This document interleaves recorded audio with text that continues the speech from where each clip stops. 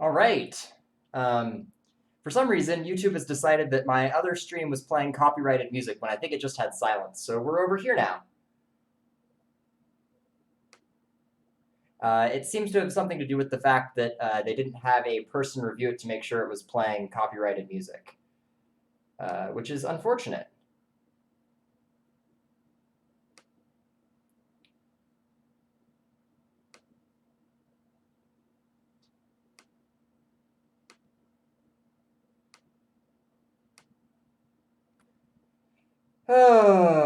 This is all well and good.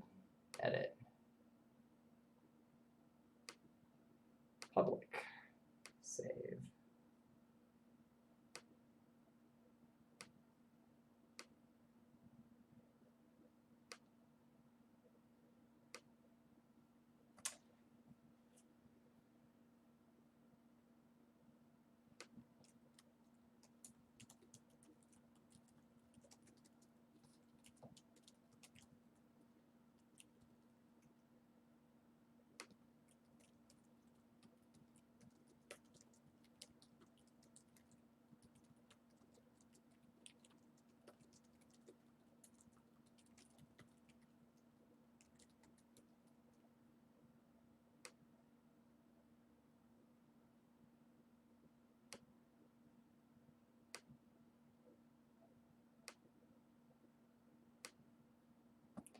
All right. Hopefully some people find their way over here.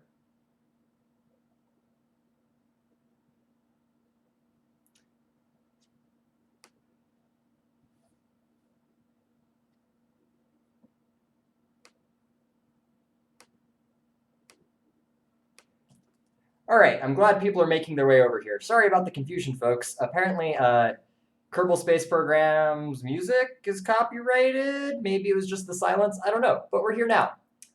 Hi, everyone.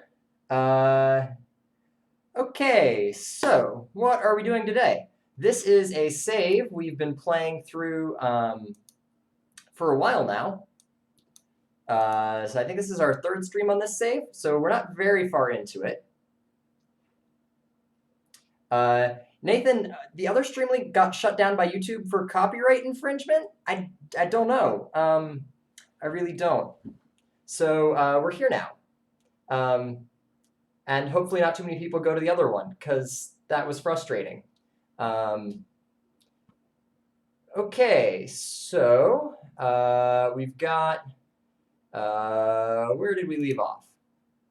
Active contracts. We have no active contracts, so we can select between a nice list of them. Just so everyone's familiar, we're playing Kerbal Space Program, where you build and fly rockets using accurate two-body orbital mechanics. 007 Dragon, it does use a lot of royalty-free music, but that unfortunately has not stopped nefarious actors the world over from uploading snippets of it to YouTube as their own intellectual property, which is sketchy and evil. But they do it anyway because some people have no morals. So let's see. We could test a parachute in flight over Kerbin. So what we're doing now is we're picking a contract, and this gives us money and reputation and science for completing this contract.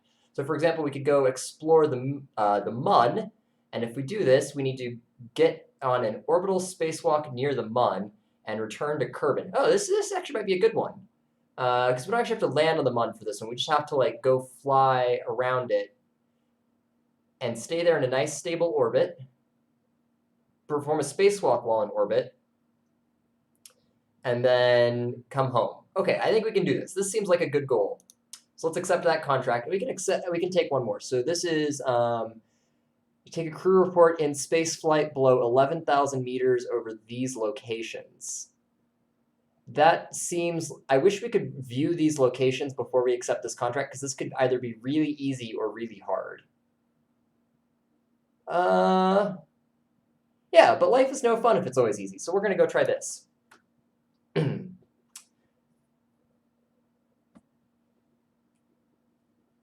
All right.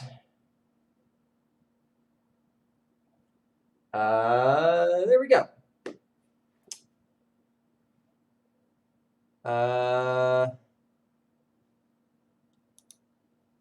So now that we have some contracts, we need to, let's see, how much money do we have? We have 607,000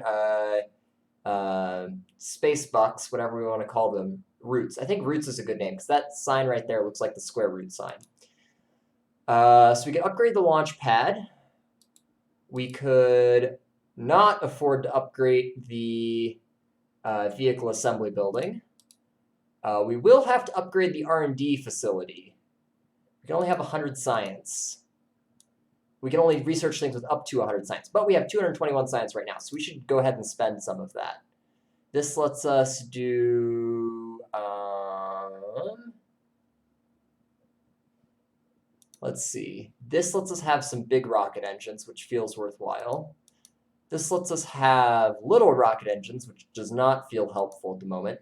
This lets us have big fuel tanks, which does not seem like an awful idea. And then airplane parts, not helpful. General construction. This gives us some bigger decouplers. Oh, excuse me.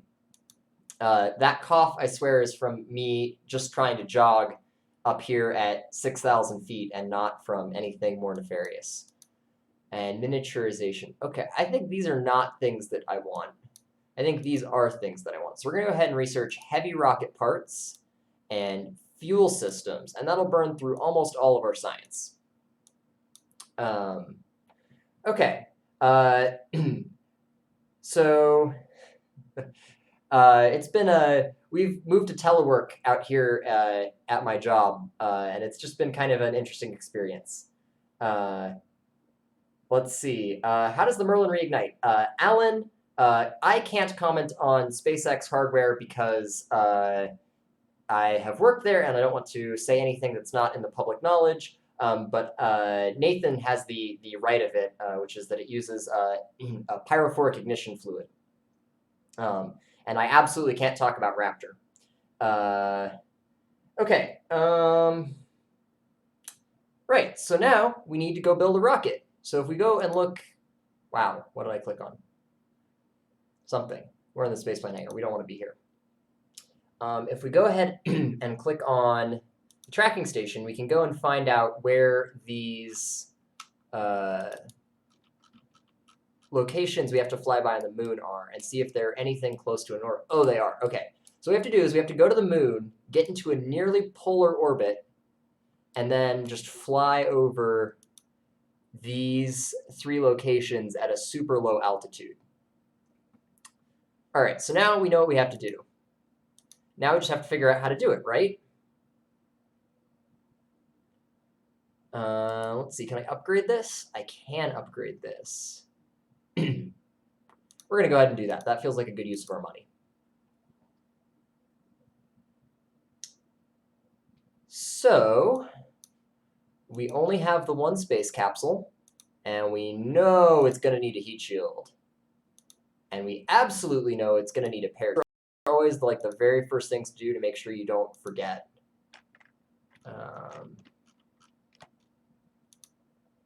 There we go. Okay. So we've got our heat shield and our parachute. So now we need a decoupler, which is going to be under coupling. So there we go there. And now we need our in-space maneuvering stage, which we're just going to go ahead and throw one of these big fuel tanks under it and a little vacuum optimized Terrier engine. So this should be like almost 2,000 meters a second of delta V. And to check that, we have to go here, and we want to go to vacuum. Oh, this is 3,500 meters a second delta V. Okay, so we're absolutely good there.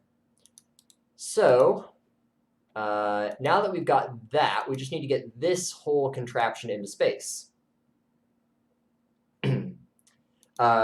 Brandon, I am loyal, but more honestly, it's because, everyone is, it's an industry, right? So if you spill the beans on one employer, you'll never get another job.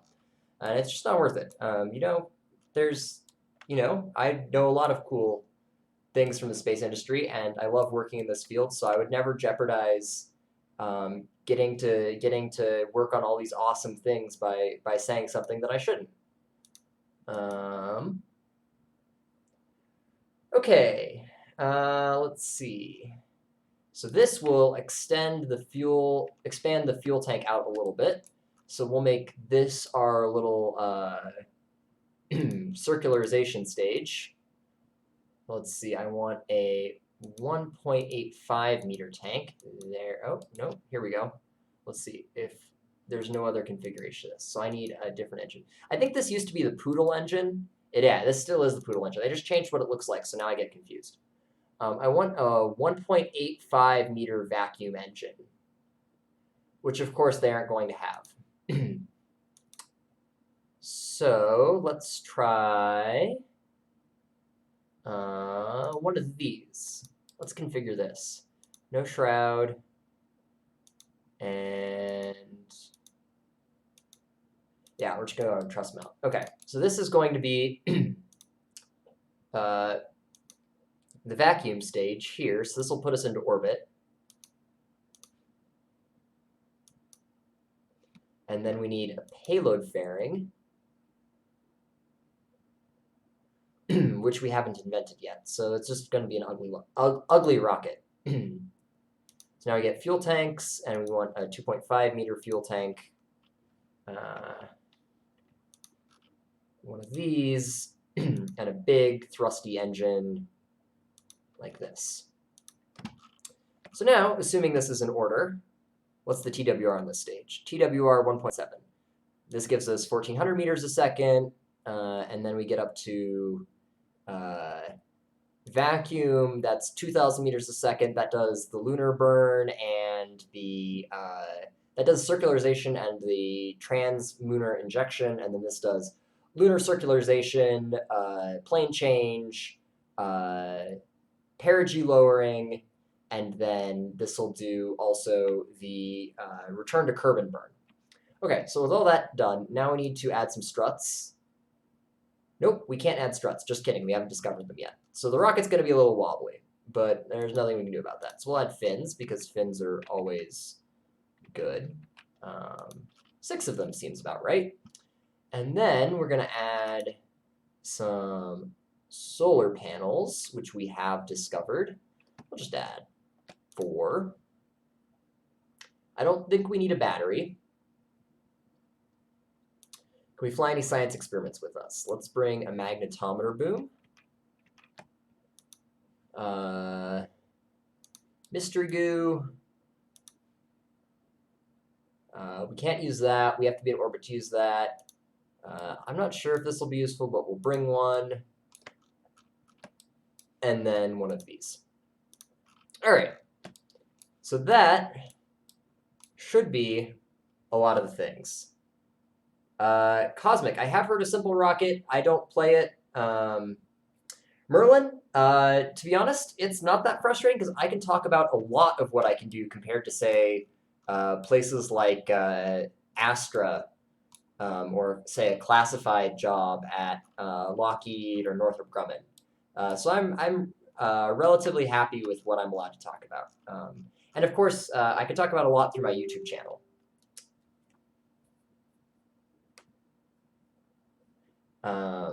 Ooh, that's a fun message.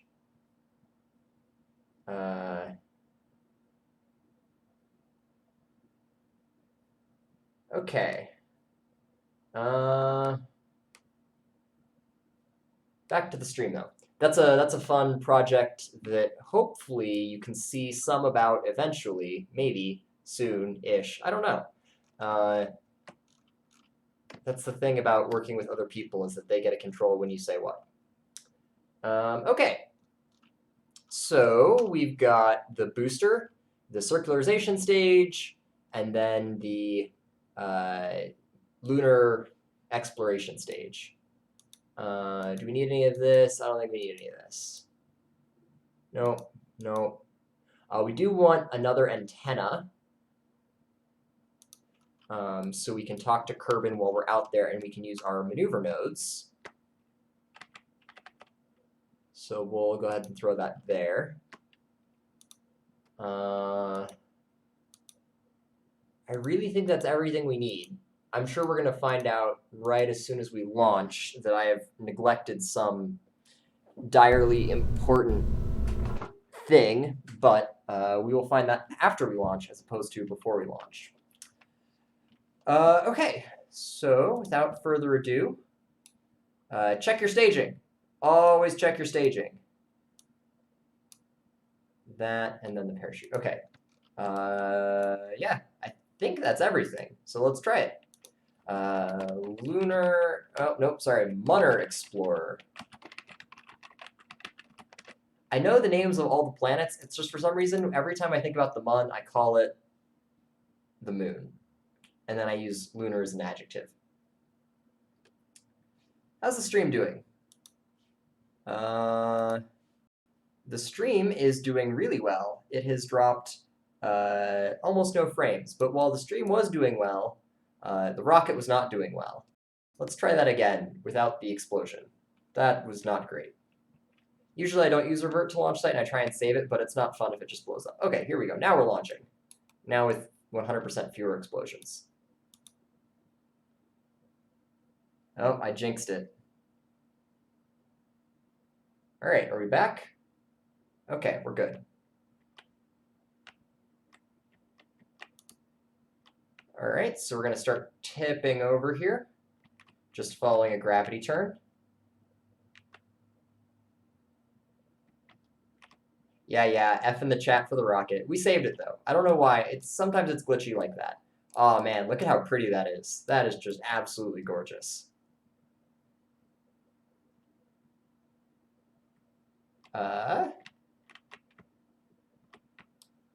This first stage is really burning out faster than I thought. This thing was supposed to have like 1,400 meters a second of delta V.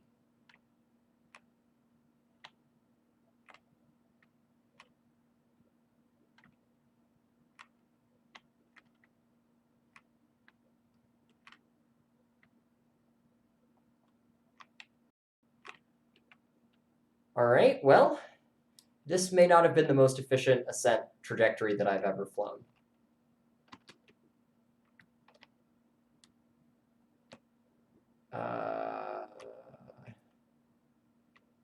And it's getting less efficient the entire time I'm pointing that far away.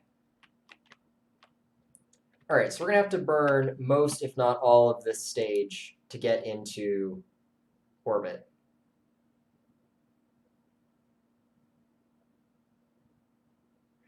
Okay, let's see. Batteries for the antenna. We have some batteries in the capsule. Let's see, we've got 50 electric charge in the capsule, which should be enough for the antenna.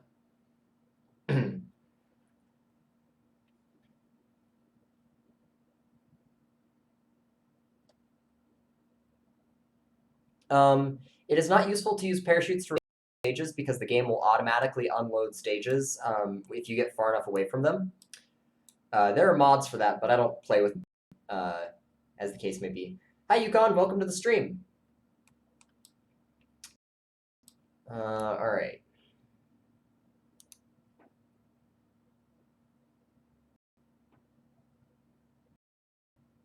Wow, dropping a lot more frames. That is unfortunate.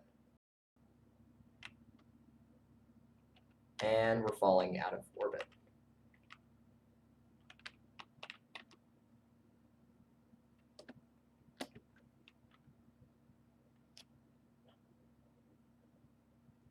So while the frames were dropping,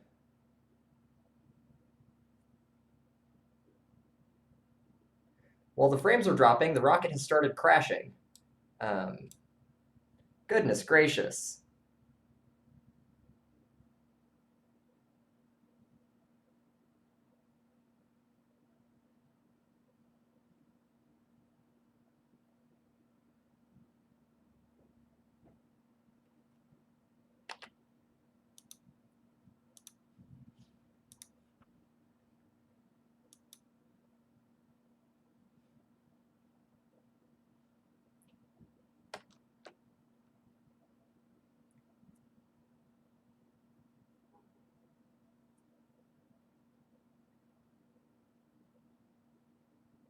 Awesome. Okay. I will say, it is just the weirdest thing getting internet up here. Sometimes you think it shouldn't be this hard. We are going to, before we launch this mission again, add 2 engines to this stage, like this.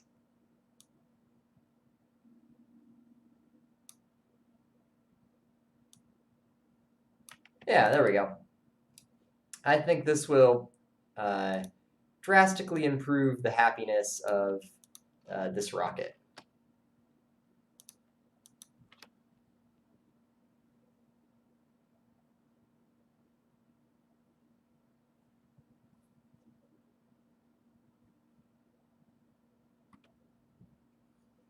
Nope, nope, nope.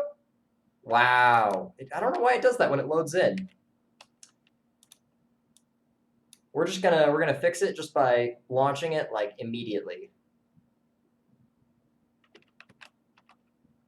There we go. See? No time for anything to go wrong. And this stage also has enough thrust that we can really tip over somewhat aggressively. This is like bad idea levels of gravity turn. And actually, it's getting worse. I may have been a little presumptive. Uh-oh. Oh dear. Oh no. It's tipping. It's tipping. It's tipping. Uh-oh. Oh boy.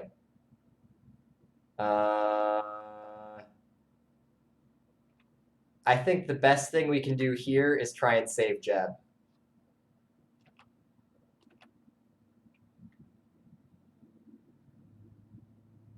Yeah. Save Jeb. Abort system has been activated. Not that there was an abort system, but oh, this is gonna hurt. This parachute's gonna open really fast. Yep. Only like a skull-crushing 10 Gs. But we saved Jeb, and we can go fly a better gravity turn that's a little less aggressive. Okay, let's see. Am I going to continue uploading videos on the solid rocket motor series? I am. In fact, I have finished the solid rocket motor, and I just need to like edit all of the footage. And the next video is going to, I probably just need to split the next video into 2 parts because I have like 20 minutes of design footage and then like 35 minutes of machining footage, which is a thing. So we'll see. We will see on that one. It'll definitely get uploaded. I just don't know how it fits in the context of the liquid rocket engine project. I've gotten a ton of liquid rocket engine parts in the last couple of days, and I'm really excited to start putting them together. Okay. We have now saved Jeb, so let's try again with this rocket one more time. Cosmic exploration. I don't like hybrids. I take a low opinion of them. I think that they're all the complexity of liquid engines with all of the low performance of solid motors and just like really not worth your time in general. I mean, they're not bad, they're just not useful. I don't know why you'd use one. Like, hybrids were like only really narrowly useful in a period of time where they had all those restrictions on APCP, like from like 2006 to 2009 or whatever. And wow, this rocket is just like falling over. This is what you get for not having a lot of gimbal authority and not having control surfaces on these fins. It is going to be rough to try and get this thing into orbit.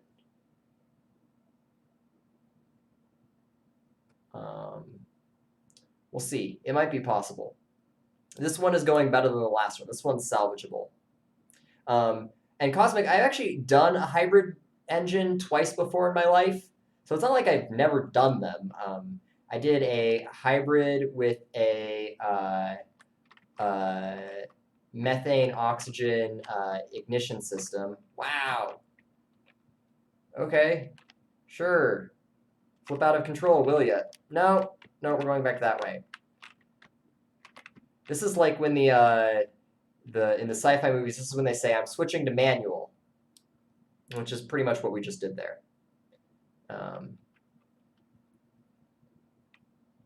Goodness gracious. Okay, I think we'll make it to orbit on this one. So we're not totally hosed. Okay. Sleeve Dog, what do you mean hybrids are easier to get permits for? There's nobody, if you're just testing a motor on the ground, there's no permitting process, at least in the United States. If you're, flying a rocket, they don't actually ask you, I mean, they do ask you, but they don't care what the propulsion system type is.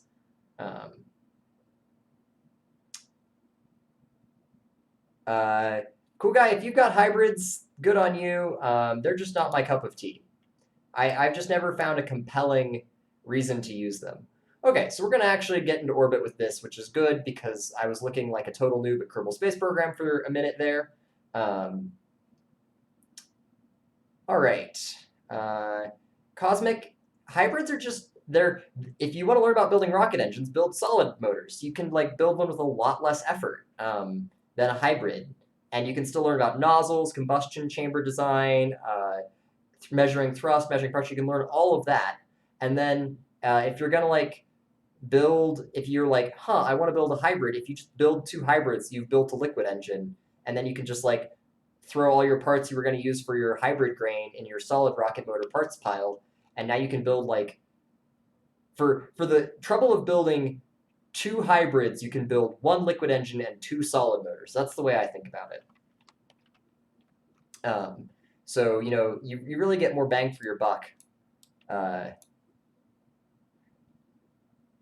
Okay, so we need to soar up to 87,000 meters before we do our circularization burn. So we'll just go ahead and point that now.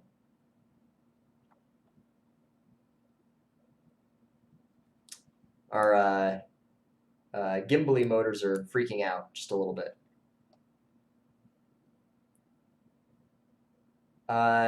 Yukon, our candy has its problems. Typically, the better you are at building rockets, the fewer problems our candy has. The problem with our candy is that it's such a low barrier to entry is that it's easy for people who have no business making our candy to make our candy.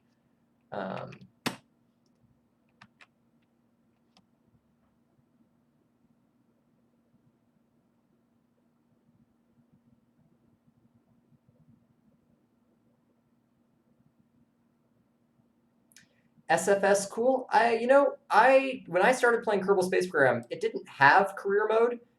Career mode was added late to the game. So it was kind of like I always started in sandbox mode. So this is maybe only my third career mode playthrough ever. But on the other hand, I also when I started, this was the only size of parts they had. So I learned what all the parts were, before I had to fly big, hard, complex rockets. Although the flip side of that is that weird, crazy rockets with lots and lots of stages around themselves were way more common back then. All right, so that is us in an orbit. Not a very good orbit, but we're here.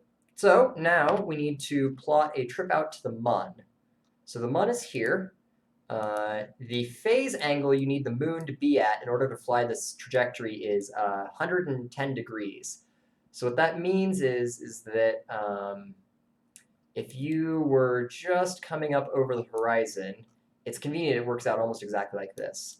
You're coming up just over the horizon, you need to burn right there when you can see it. So right about there, which is the least possible efficient place to do this, but that's okay.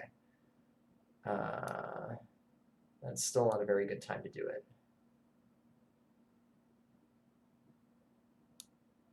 I need a little more delta V. There we go. Okay, so we can reduce the delta V a little bit. So that is an 80,000 meter approach, and we need to be in a polar orbit, so we'll do just a little bit of maneuvering like that. That's a 261,000 kilometer approach. That is a 757 meter closest approach. We'll do that. Okay.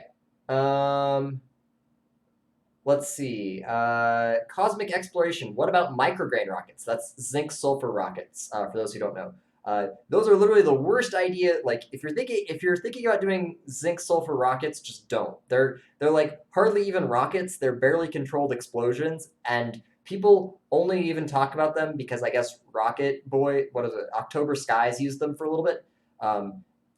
The only thing that micrograin rockets are better than is black powder rockets, and only then if you're just thinking about performance. Like, should definitely be going with APCP powered rockets if you can.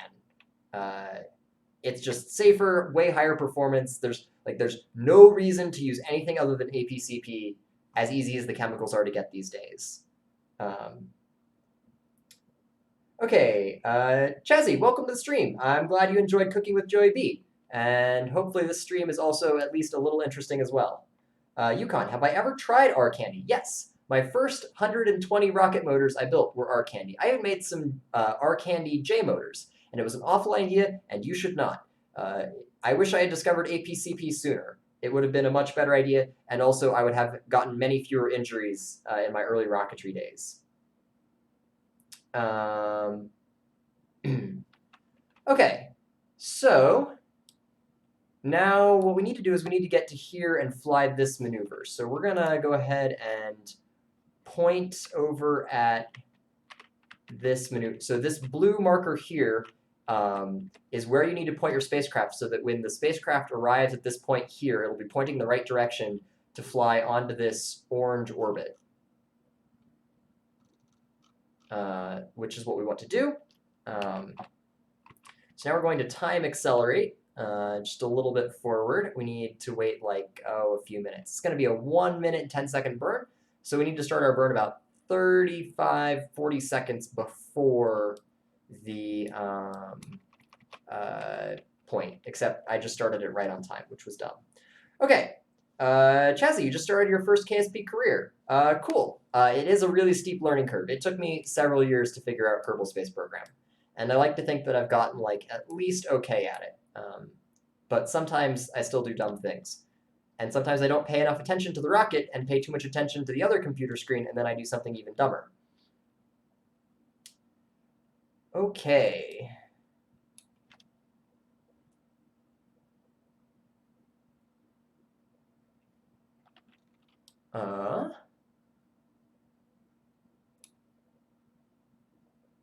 Off-topic question, what is my favorite song? Oh, that's a good question. Let's see. I think in the last month, my most played song has been Left Hand by Alt J, Left Hand Free by Alt J. But I think probably still my favorite song is The Middle by Zed and Alicia Cara. I just really like that song. I don't know why. It's like several years old now. Let's go chase the maneuver node a little bit. And shut down. Okay, so we got to within 0.4 of a meter a second of delta V, which is pretty good for a first bird, so we'll do a little correction up here somewhere. So just to talk about what we want to do, our goal is when we get to the moon, we need to overfly these 3 points here. So what we're going to do is we're going to, actually we need to burn retrograde. So we're going to burn retrograde a little bit so that our periapsis is above the surface of the moon. We're going to swoop in. We will burn retrograde right here to capture into a highly elliptical orbit around the moon. We'll swing out to apoapsis, do an inclination change maneuver so that we fly over these 3 points. Then we will come back to periapsis. We will lower our lower our apoapsis so that we pass within 12 kilometers of these points, and then we will get out, do an EVA above each of those points to satisfy the contract, and then we will fly home, which should be an appropriately challenging thing to do. So let's start by fixing this orbit here. So we're going to burn just a little bit retrograde. like that. There we go. Okay. So now we need to time warp to here. We're going to quick save just to be safe.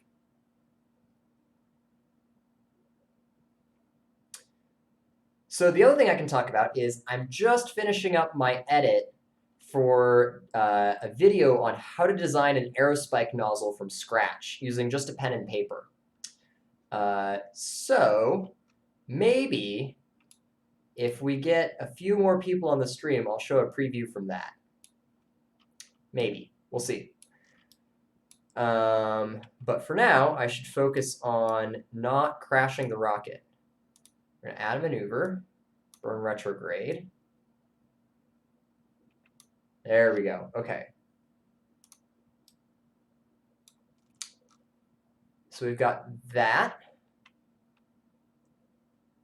So in 7 minutes in the game, we will do that retrograde burn.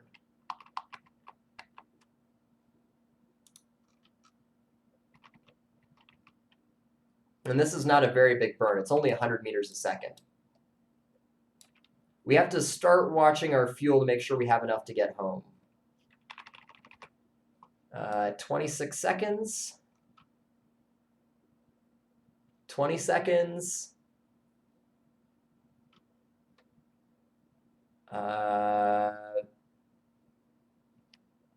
10 seconds. Ignition. All right. And shutdown.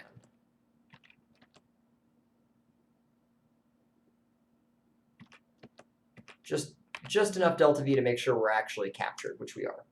Okay, so that is 3 hours away. So we're going to go ahead and fly out into the sunlight. And now that we have power again, we're going to extend the antenna. We have 1,700 meters a second of delta V. It will take like 350 to get home. So we need to know, we know that we need to have at least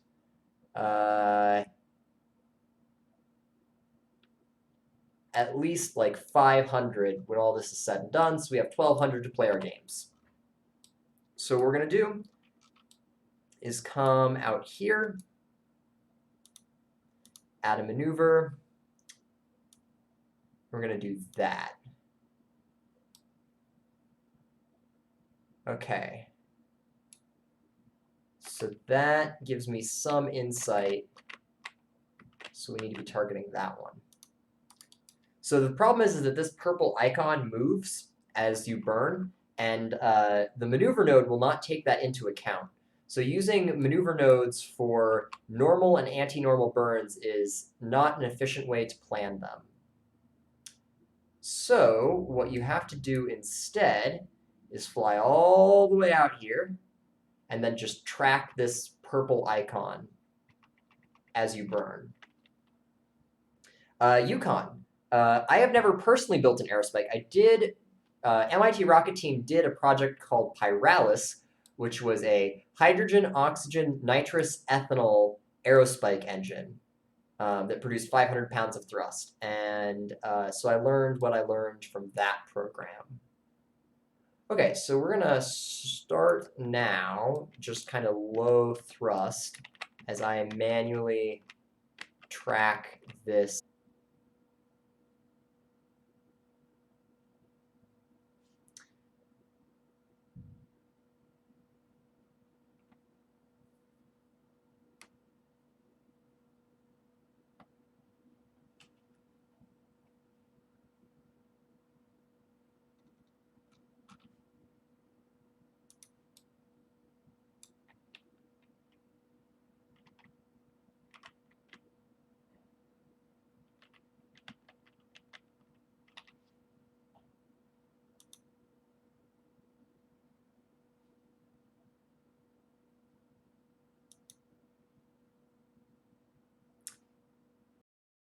Did that fix it?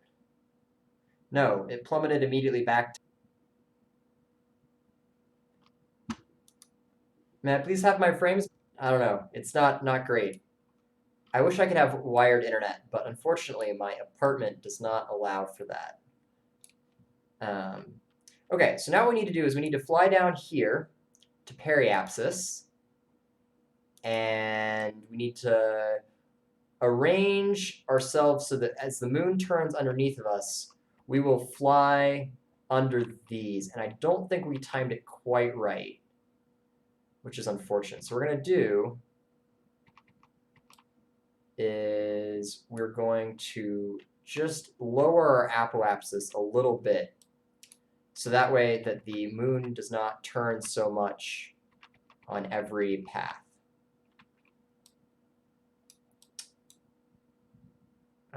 Periapsis is still too high.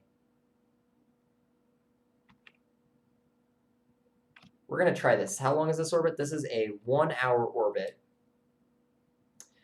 I think the Mun takes a day to go around Kerbin, so it'll do 1/24th of a revolution per orbit. So this should be an okay thing to do.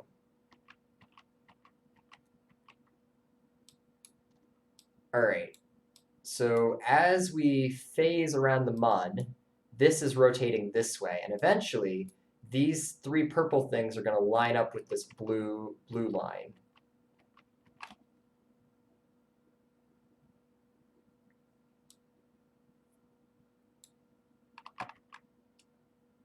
But this isn't happening very quickly, so I'm going to raise my apoapsis a little bit so that this happens faster, because we still have enough fuel to like afford to do that. 100.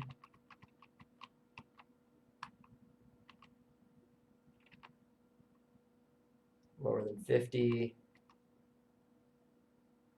Okay, so what we're going to do is we're going to raise our periapsis enough that it doesn't slow us down as much.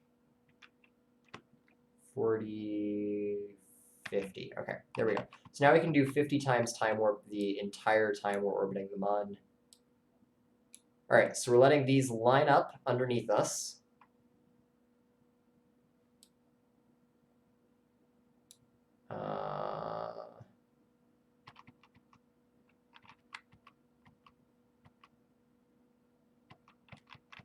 Okay, so what we're going to do is we're going to burn north, which means we need to burn, we want to go more north, which means we need to go west. Plane change maneuvers are like the worst idea ever. I should have done a better job of inserting into the correct plane.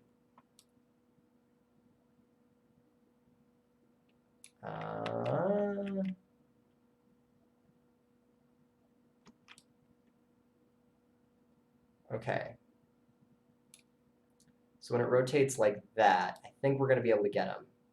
So now we need to time warp to here and lower our periapsis. So now we're going to burn retrograde.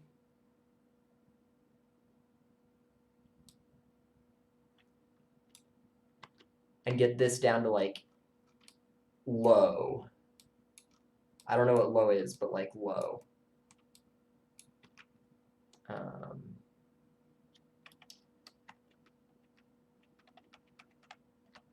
Here we go. Oh, shit. That was dumb. I just fumble-fingered the keyboard and have killed our orbit. So we'll fix that. We probably could have landed right there, to be honest. And now we have like 500 meters a second left to make this work. Okay, I think there's no terrain higher than 8,000, so I think we can make this work. Yeah, that's good. Okay.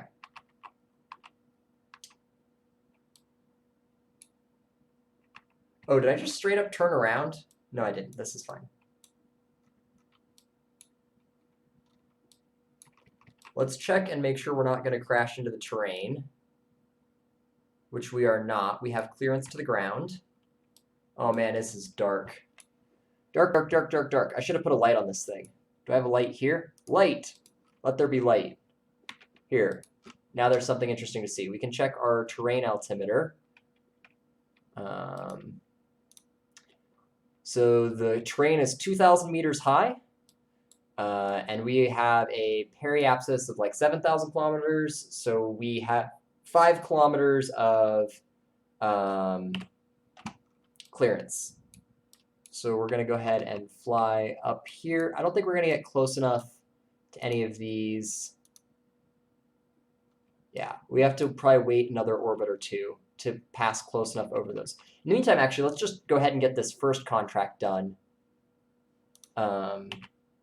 Just so that we've got it done.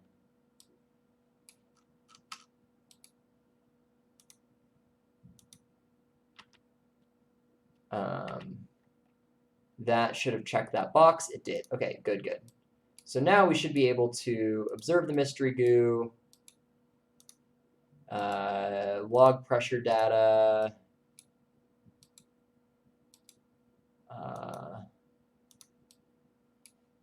let's see, what else do we want? We want to extend the magnetometer,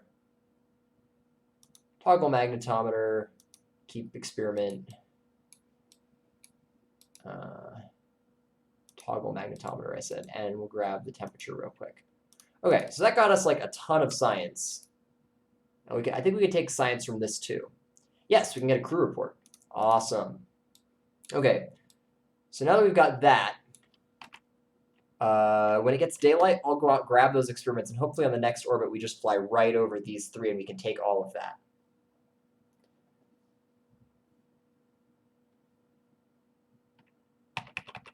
All right, I think there should be enough sunlight to do our experiment collection. Oh man, look at how good that looks. This is just a good looking spaceship. Okay, EVA.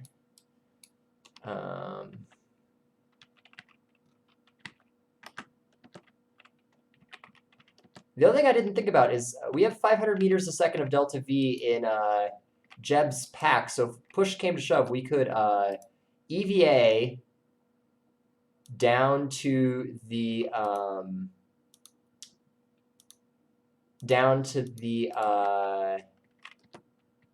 EVA down to the places where we need to get our data, grab our data, and then we could EVA and rendezvous back with the spacecraft. That's probably not a good idea. That depends on my ability to like eyeball a rendezvous, which like feels like it has high possibility of getting Jeb stuck in space. Okay, so now that we've got that, we should be able to reboard the spacecraft. And now we just have to go around in orbit. And hopefully these like conveniently line up. I don't know how close to these we have to be.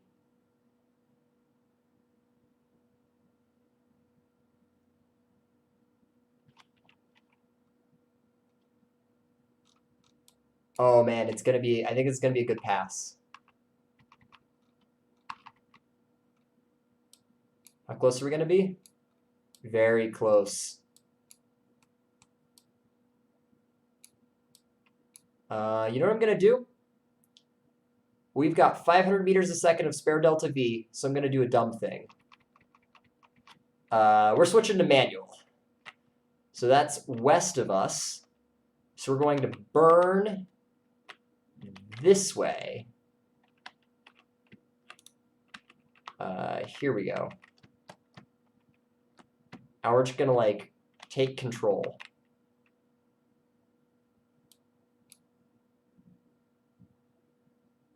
And shut down. So this should hopefully get us these two. And we may have to do another change before we get that last one. And we are under 11,000 kilometers. So this should work.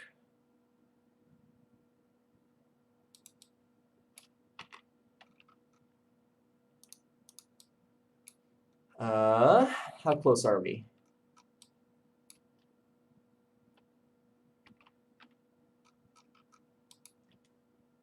EVA report. Did that do it? In space flight.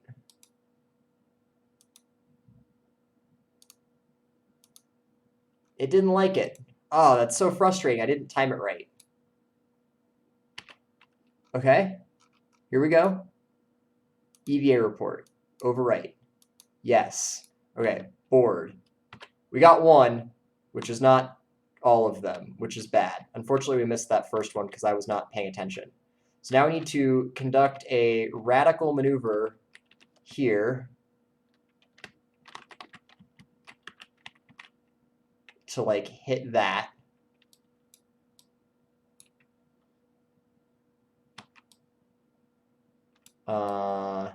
And we need to go more retrograde.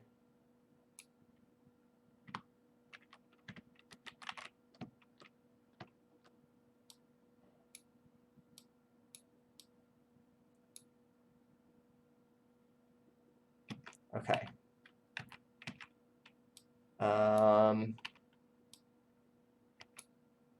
5,000. Sorry, I'm gonna read the chat in a second. I swear, I just have to like figure out how to not miss this next one. It didn't give me credit for it. Crew report. Oh, is it this? Oh. Oh. I've been doing the wrong thing. I've been taking an EVA report when I was supposed to be taking a crew report. Okay. Take a crew report. Overwrite crew report. Keep it. Okay. Wow. All right, so we have to try this again and get those last two again. Ah.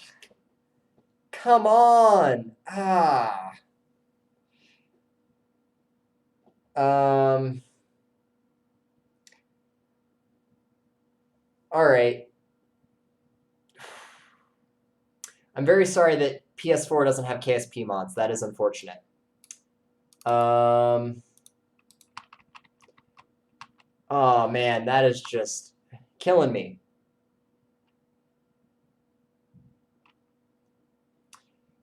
All right, well, let's go take another pass. Oh, crap. Problems. We have problems.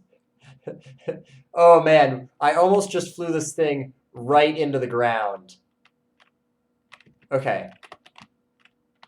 Let's not do that. We have 600 meters a second of delta V. Which is not much. So we get one more shot at this, and then we have to go home, whether we've succeeded in our mission or not.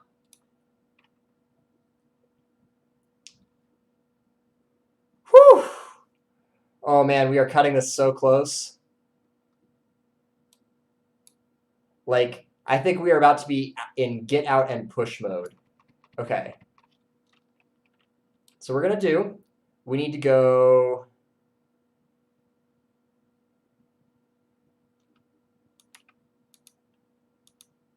I think we do that. Nope, we need to do that.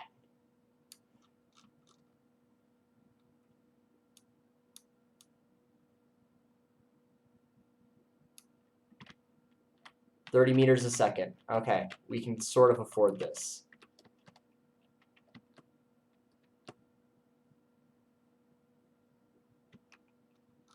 I don't know if that's going to be close enough.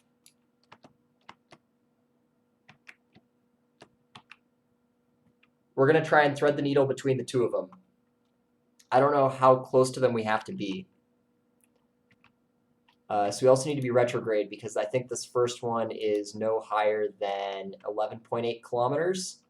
So this needs to be 11.8 for me to be sure.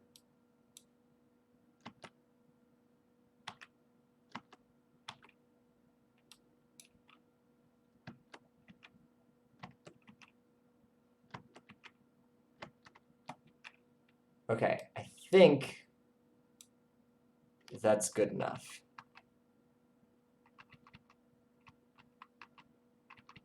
And then we'll go prograde here. just so we don't accidentally crash to the moon.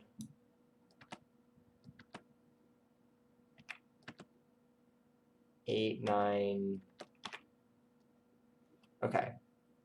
That's below 11. So we should be below 11 there. All right. Whew. Okay. Hey, Joe. Oh, man. Don't jinx it, Joe. We have been a struggling. We have been a struggling. All right. So in addition to the stream struggles, I have been using the wrong science instrument to attempt to log science from Kerbinot's plane and Bobek's sanity. And we are about to go thread the needle between the two of them and see if we can log both of them in this one pass, because I have 560 meters a second of delta V, which means that this is my last try. I literally have no delta V left. I have to come home. Let's see. Here we go. All right. That's in 25 seconds. So at 15, I will be as close as I'm going to be.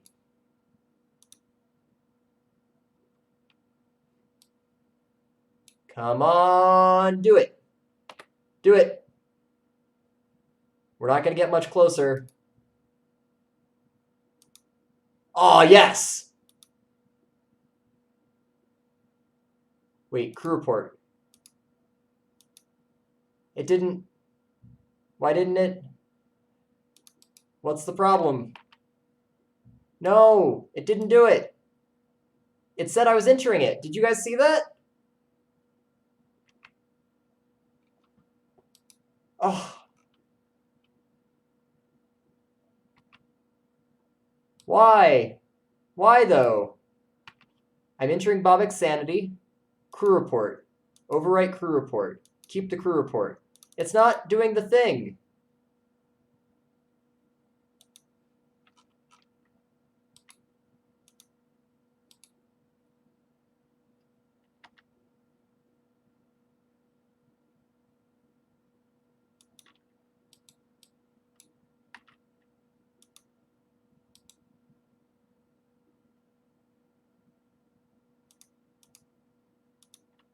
It didn't keep the crew reports. I don't know why. I'm so frustrated. I don't understand. That was our last chance. We have to go home now. I admit defeat. I am sad. All right, well, let's plot our journey home.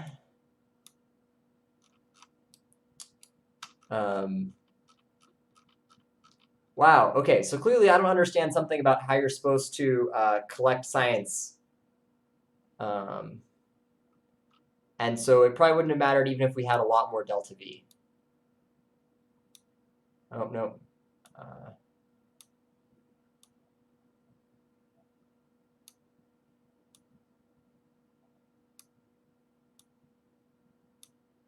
Okay, well, we can fly that trajectory. So we will come back to the Mun again with more room for crew experiments. And figure out how to make that work. Because it turns out that even after literally 9 years of playing Kerbal Space Program, there are some things I still don't know how to do. No, I was below 11,000 meters. Nope. I was well below 11,000 meters because my apoapsis above the Mun wasn't even 11,000 meters. Okay. It's okay. We will get them on the next try. I don't know why it didn't work, but we will figure it out. We will improvise, adapt, and overcome this challenge that was unforeseen. It was so unforeseen that I didn't foresee it. We'll still get money for this one. So this mission will have been bought and paid for. We just didn't get all of the things. And it'll be a nice, easy trip home. Let's see, another 9 seconds. 9-second burn, so it'll be short and sweet. And just stomp on the accelerator real quick.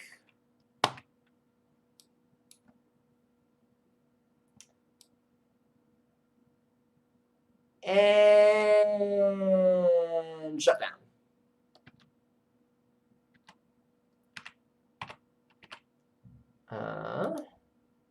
So we will just time warp until we have left the moon's sphere of influence. And then we will do a perigee lowering burn.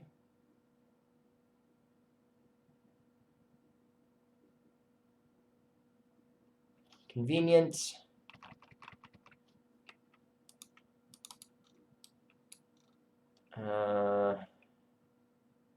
Let's just check real quick. I've got 350 meters a second, and that should be enough to lower my periapsis. Oh, yeah, no problem. Okay. I was thinking I might have to do a flyby of the moon and use this to change my trajectory, but we have plenty of delta V, so we will just not even worry about it. So with that in mind, we will just hit the gas until we are appropriately low perigee. Let's see, we want to target like 45,000 meters.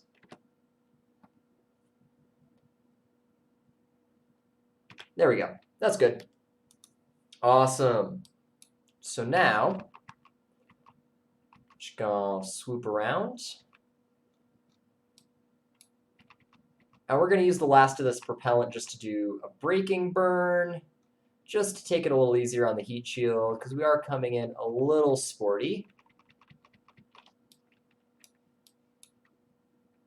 So there we go. Just burned to depletion. And we are going to be entering the atmosphere at just above 3,000 meters a second.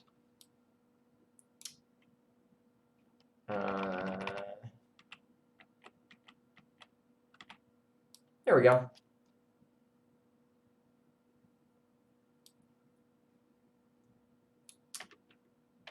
I prefer to fly my re-entries from this chase cam view. Nope, that's not the one. Is it the locked camera? Yeah, this is it, right? So you can look at them like this. That way, when I'm pitching up and down, you can see. Wow, okay, I don't know why it behaves like that. There we go.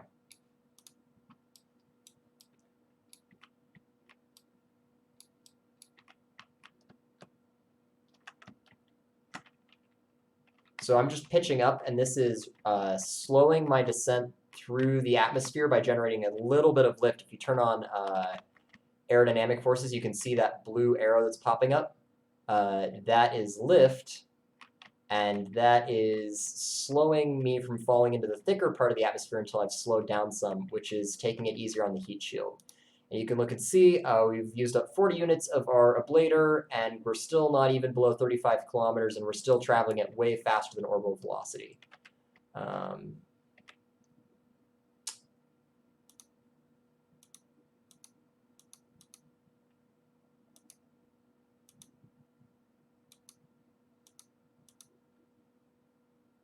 So I've got fine control mode on because I'm trying to just hold a slight attitude, and now I'm using Alt and W to set a constant offset. So you can see that this this bar isn't return. Oh, that's why. Okay, so this bar is not returning to 0 now when I let go of my controls, and this is holding that constant offset, which is holding me like this. And this way, it's just a gentler descent. And now we're below 2,000 meters a second, so now I'm not super worried. The heat shield can definitely take this. Where are we landing? Looks like we'll be landing in the ocean. Yeah, both of my landing sites are in the ocean. Oh, wow. Hi, the crazy cow. Thank you, and welcome to the stream. Neanderthal, am I streaming in my kitchen? No, I am not streaming in my kitchen. Why would you guess that? Brandon, why don't I use 2 small drogue chutes to help me slow down? Because if you deployed the drogue parachutes right now, they would melt. Drogue parachutes are made of nylon. Nylon has a maximum temperature of, like 220 degrees Fahrenheit. And right now, the outside of the capsule is like 3,800 degrees Fahrenheit. So probably not a great environment for nylon parachutes. Oh, hello, Neanderthal. If you're thinking about these shelves behind me, those things up there, those are beer kegs. Those are the tanks for my rocket engine.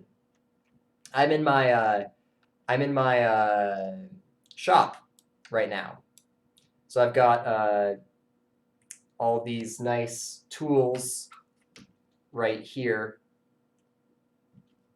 And I've got my little soldering iron back here. And I've got valves right here. So this is one of my liquid engine valves. I got my actuator all mounted up on the valve. So this will be what's controlling my fuel side. So this is what the ethanol will be going through. It's kind of awesome that I'm playing Kerbal Space Program within like hand's grasp of all the parts for my own rocket engine. It's kind of fun.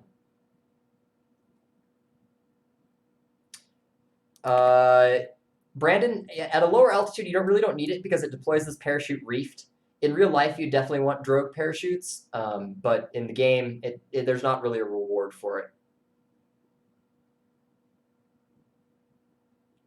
Can you guys see my whiteboard? Oh, you can kind of just barely not see my whiteboard.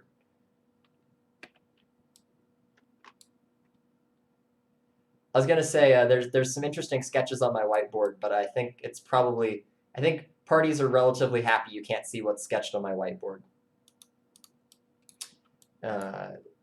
Let's see. And a parachute.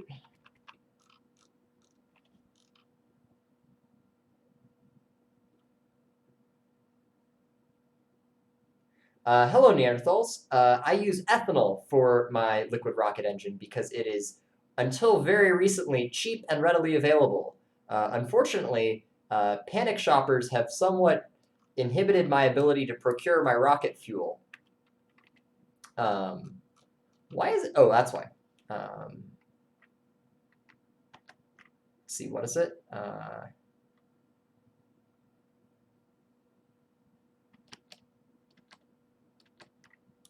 Let's see. It's holding this, and there's a way to clear this. I think it's Alt. Oh, what is it? Alt. Well, this is an inefficient way to do it. Is just do this. I wish I remember what it was. I don't remember what the way to clear fixed offsets is.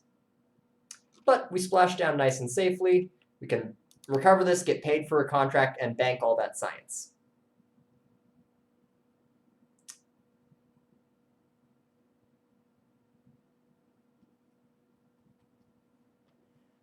All right.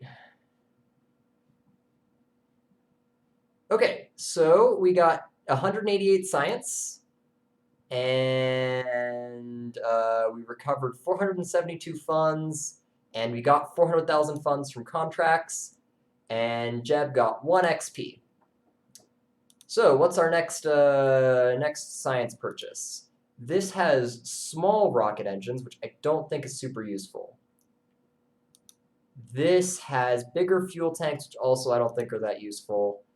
This has big engines, and the Cheetah. The Cheetah is actually a really useful engine. This is the 1.85 meter vacuum optimized engine. And these are 1.85 meter heavy lift engines. Miniaturization offers us some surface experiments, a mini docking port, a mini stack separator, some antenna stuff, a signal intelligence satellite, and a slot coupler, a very small docking port designed to lock sloth components. Oh, this is for a rover system. Okay, I forgot I had that mod. And then this is exploration system. So this has a habitation module for a space station, an airlock for a space station, the control station for surface experiments. So really, this is useful unless I unlock this one first. It has a star utility module. Oh, that's cool. and some more experiments and some parts for a space telescope. Flight control has steerable fins. I absolutely need this in my life right now.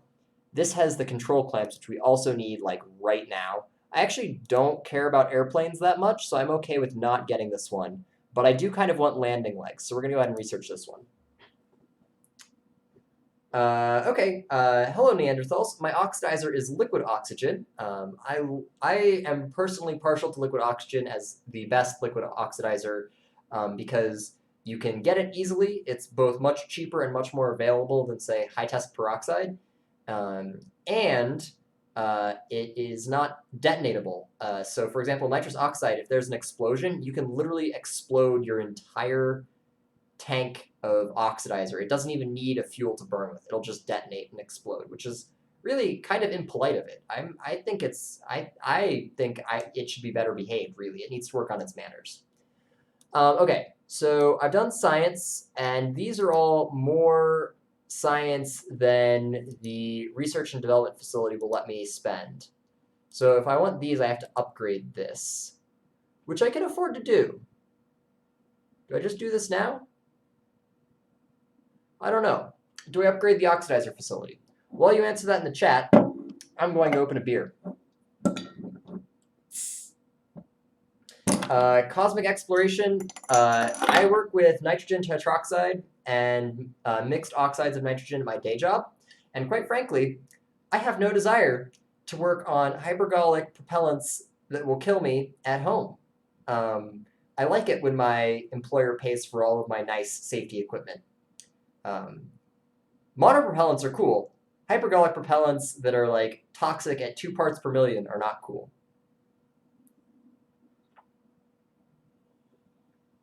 All right. So that still does not answer the question. Do I upgrade the R&D center before or after this next mission? I think this next mission is going to be a lunar landing. Do we have a contract for that? Plant flag on the Mun. Bring Munstone back with you. Find a Munstone, have a Kerbal pick it up, and return it to Kerbal. We suspect you can find... Oh, this is a fun contract. I've never seen one of these contracts before. I wonder if this is added by a mod or if this is part of the vanilla game. I don't know. I want this contract. And I want to plant a flag on the Mun as a contract. And I think I can arrange to use the skip engine as part of the first stage of this next rocket. And that pays out like 10,000 Kerbucks. So we're going to go ahead and take this one and explore the Mun. This is try a landing. So we're going to take this contract. So that gives us 5 contracts, which is plenty to work on. So now we need to design a lunar landing. Oh, okay. And the votes are in. We got to upgrade the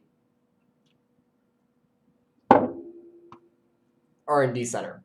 Hopefully this doesn't make me poor, which would make it harder to design my lunar rocket. Upgrade! See, we upgraded it. And we're going to hire some new Kerbinauts, too. We can have 12 Kerbinauts. We want a pilot, so we're going to hire Miss Zelkot Kerman. She looks highly recommended with her high courage score and low stupidity score. Let's see. Edgar is kind of dumb, so we're not going to hire him. Gendorf, he's a brave guy, but he might just be brave because he doesn't know better. Don't be like Gendorf. Be brave and know the risks at the same time. Oh, okay, we gotta hire Wilma and Kerman. This dude is just like rocking it. He's really smart and he's brave. And we'll pick up Halsan because Halkan, that's a cool name. Also, clearly she is very smart, and she's smart enough to know she should run away from anything that's exploding. Okay, that gets us a couple of Kerbinauts, just to beef up the ranks a little. Oh! Wait, you have to upgrade it to collect surface samples? Yeah, you do! Oh my god! Wow, I hate career mode. I mean, I don't hate career mode, but this is a problem, because now we need 1.8 million roots before we can collect the sample for the contract I just accepted. Oh man, I'm so dumb! I didn't know that was a thing! Oh my gosh. This is a problem. This is a big problem.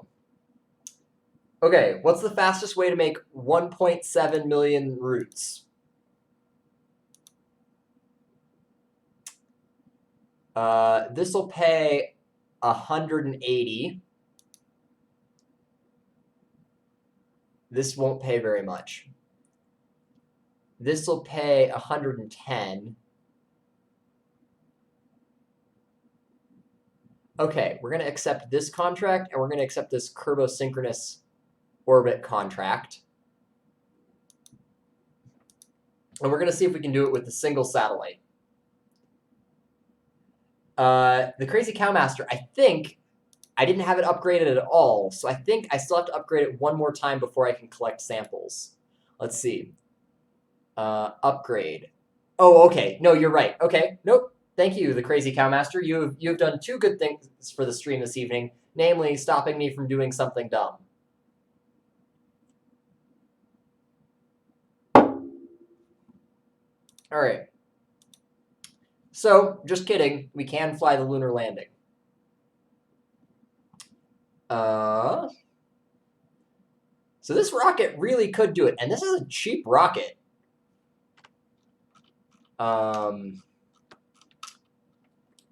This is a really cheap rocket. I don't see any reason this won't work.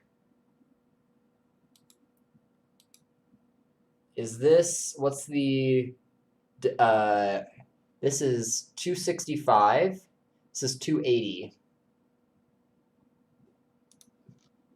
So we should use this engine here. That's what we're going to do. We're going to replace this engine and these engines with this skiff. Oh, but that won't give us the contract. But it does look better. So we're going to do that just to start with.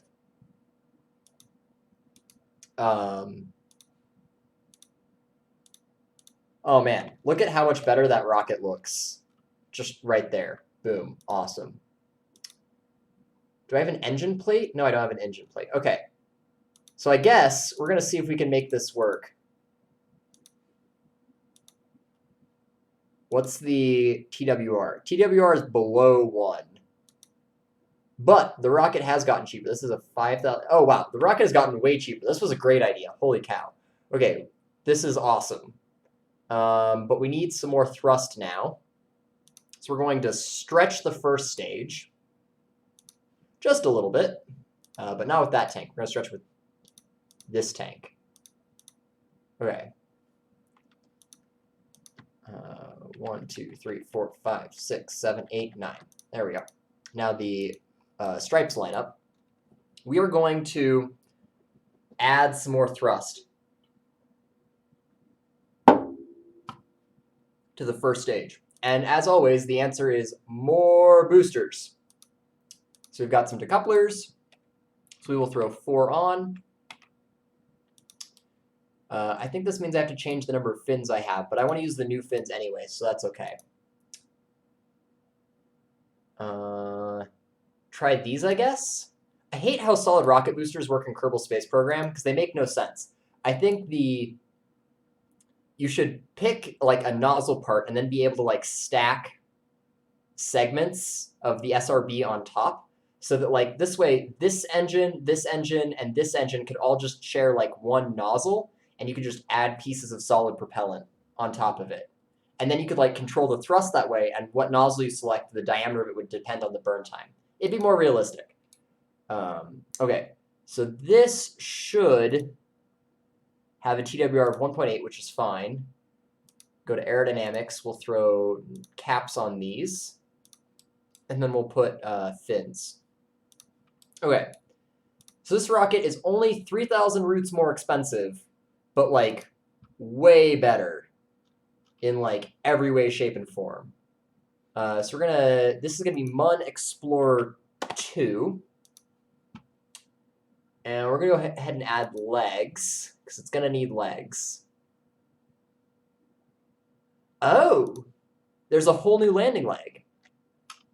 Oh, this is fun. I love it. There's a new landing leg. Okay. So we're gonna do this. And these solar panels will not work well on the surface. So we need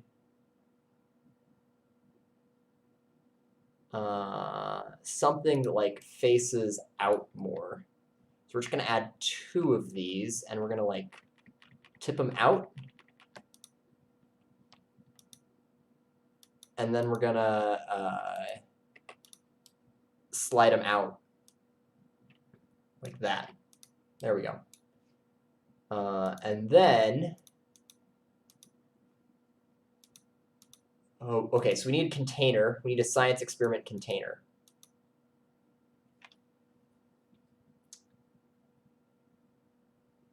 Hey, Joe, do you want to tell us a story about that time when you had a long pad hold down and a TWR below 1?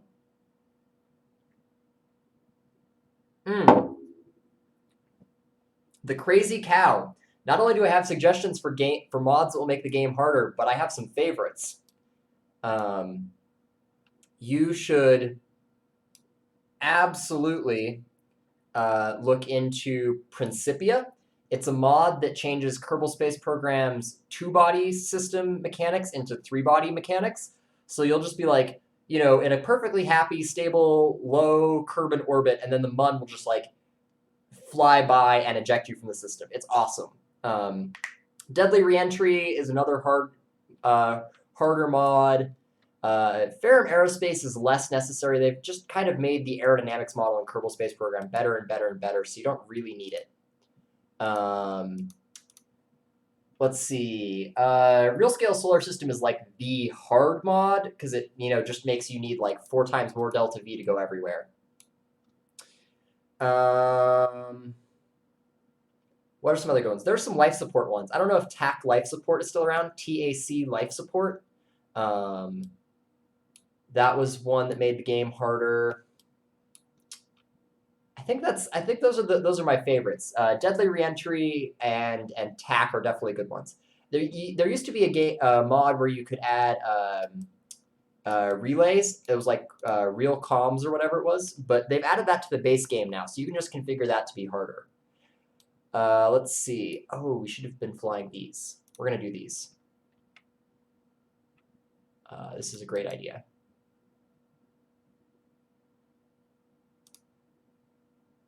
I love it. Okay, awesome. Okay, what else do we need on our lunar surface lander? We can probably take down some science experiments with this. This won't help us. We do need this, so we're going to put this on the back of the capsule. Oh my god, this is an awful idea. There's a 100% chance that this burns off. We'll be cheeky. That's totally normal, right? That's not taking up any of the space that our Kerbal needs, right? Okay. So... oh boy. See you, Brandon. Thanks for stopping by. All right. Now it is time to launch this and see. We will save the Mun Explorer 2 and put it out on the pad.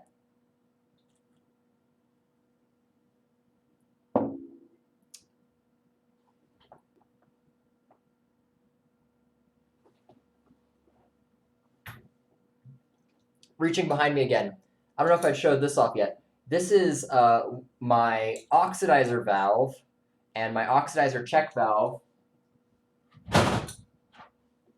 and my oxidizer valve actuator that's going to bolt on here to turn this valve. So this is like the start of what's going to drive my 6 kilonewton thrust liquid rocket engine. Kind of a fun one. See you, Rivku? That's kind of a cool name. Rivcu. Okay, so we've got the rocket here. It's standing up. It's not blowing up. We will activate SAS. Jeb, hold on to your horses, because here we go. What could go wrong? There's nothing that could go wrong. We'll start our gravity turn. Our TWR is, once again, very high on this one, and we have more control force. So we're just going to turn right away to 70 degrees.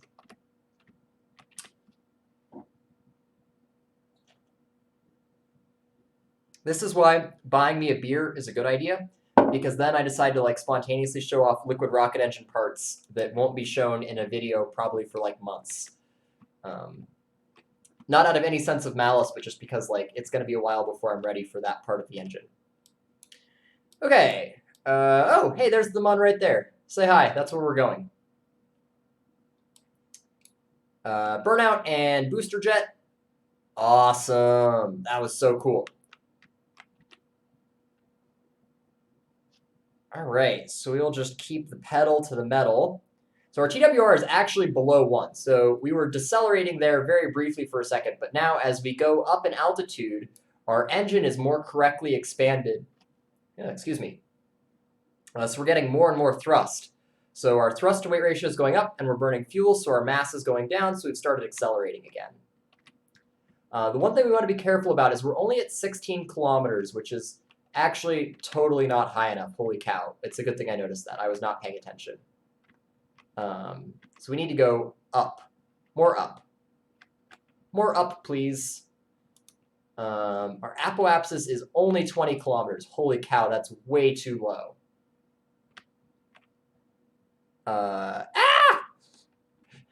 We are way too low.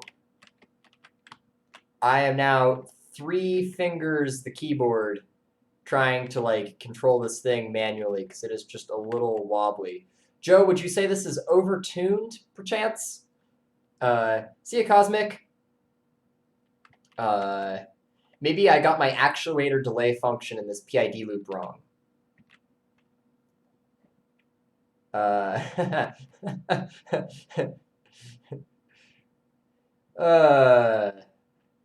hate it when people in the chat quote me back to myself 3 minutes later and prove that I was really dumb 3 minutes earlier. Let's see. We are 12 seconds away from our apoapsis.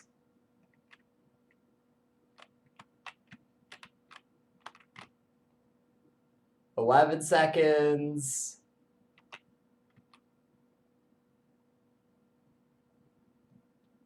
Still 11 seconds, 10 seconds. Come on, up you go. More up, please. More up. I would like more up. More up would be wonderful. More up? Can I have more up? Oh, 11 seconds. Time to apogee is going up. This is good. 12 seconds. I can't tell if this is aerodynamic or engine-based. 12 seconds and burnout. Stage set. And up we go. Our TWR actually hasn't changed. We just saved a lot of mass. So now our TWR is like 2. And now our apoapsis is going up quickly.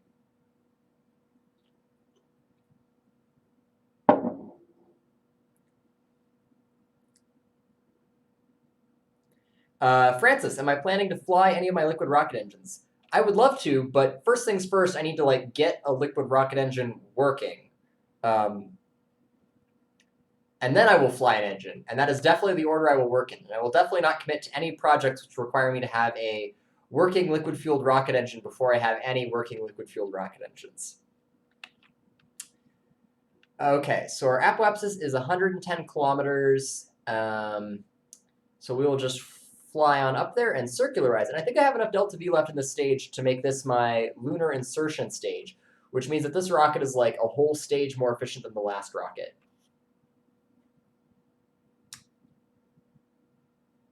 Fascinatingly, YouTube dropped all of its data on who was watching the stream for 10 minutes, which I'm sure means that they probably will not show any ads during that period of time, which means that it was probably just like YouTube giving up. They're really struggling. Google supposedly moved everyone to telework today, and they've already had like 2 bad copyright strikes on me, 1 false community rules violation, and they canceled one of my streams. I'm really impressed with Google today. And I would just like to finish by saying, Joe, 20-kilometer apogee, but we went to space today.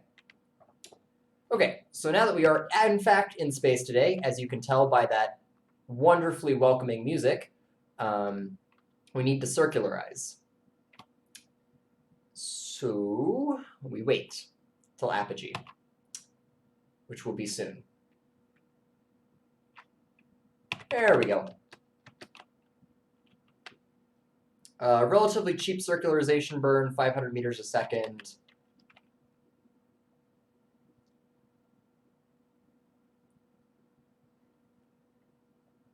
Francis, that is the most optimism I have ever seen, and you're exactly right. Nothing can possibly go wrong if you test an engine for the first time in flight. And we're in space. Ian, my liquid rocket engine design already has a gimbal built into it. In fact, my hydraulic tank just got here today. If you give me 1 second, I will pull it out, and I will show you all my hydraulic tank.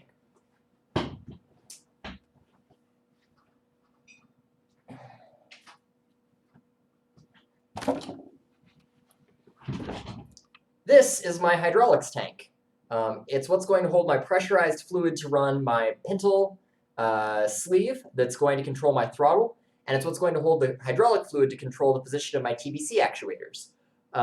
It doesn't need to be this big. It's rated for like 3,000 psi, and the tank's only ever gonna see like 150. But it's just it's what I was able to find.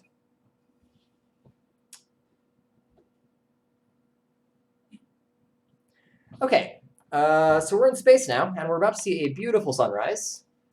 Wow, okay, we were going to, and then for some reason, clicking and dragging my mouse made the game very confused. Holy cow. Wow. Are you guys seeing that too? Yikes.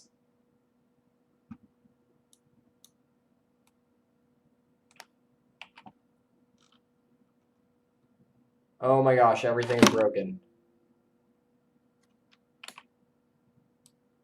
That's better. Okay, I figured out what it was.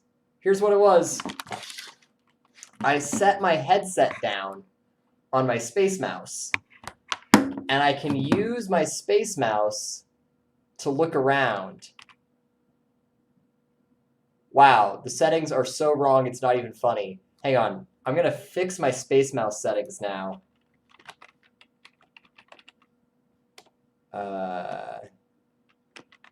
Oh, this is gonna be great. You can use your space mouse to look around in KSP. Oh, this is awesome.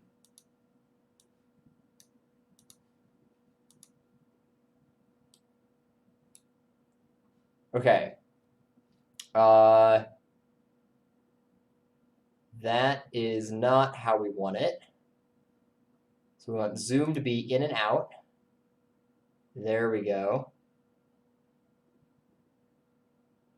And we want this to be rotation, which it doesn't support.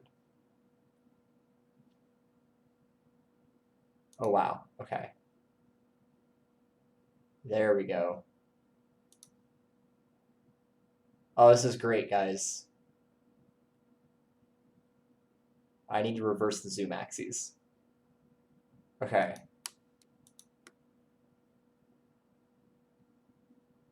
Holy Toledo. This is awesome. I did not know I needed this in my life until like right now. I need to also reverse that axis. Oh my gosh, guys, this is great. I cannot begin to describe how great this is. Okay.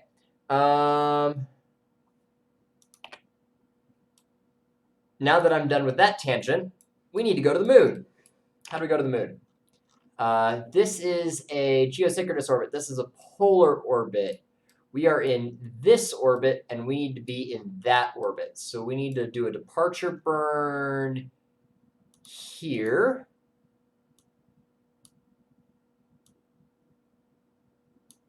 Set that as target. And we are getting there too late, so we need to adjust around, reduce the delta V on that burn by like a lot. Okay, that's pretty happy.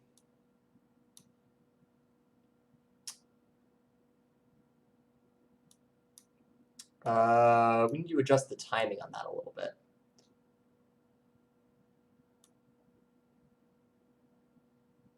There we go, much better. Okay, so we can reduce our delta V. There we go, that's much better. All right, so that's gonna be our maneuver to get to the Mun.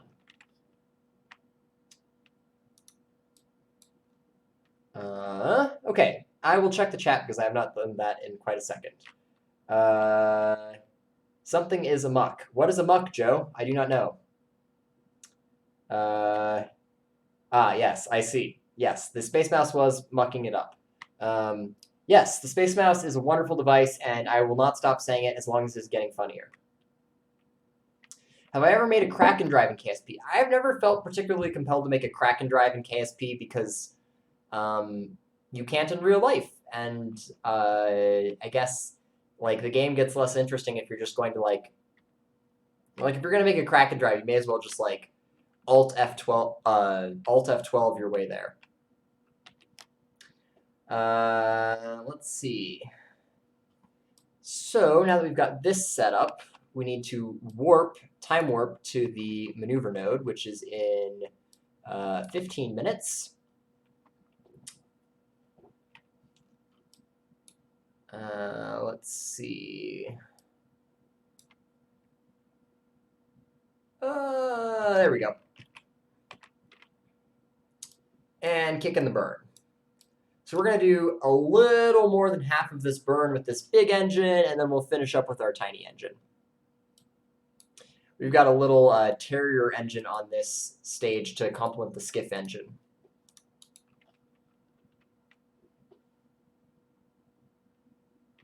Okay, so that's burnout, stage sep, and relight. So we're going to land and return with this stage, which will be 1,000 meters a second. So when we arrive at the Mun, we need to have at least 1,000 meters a second of delta V left in this stage.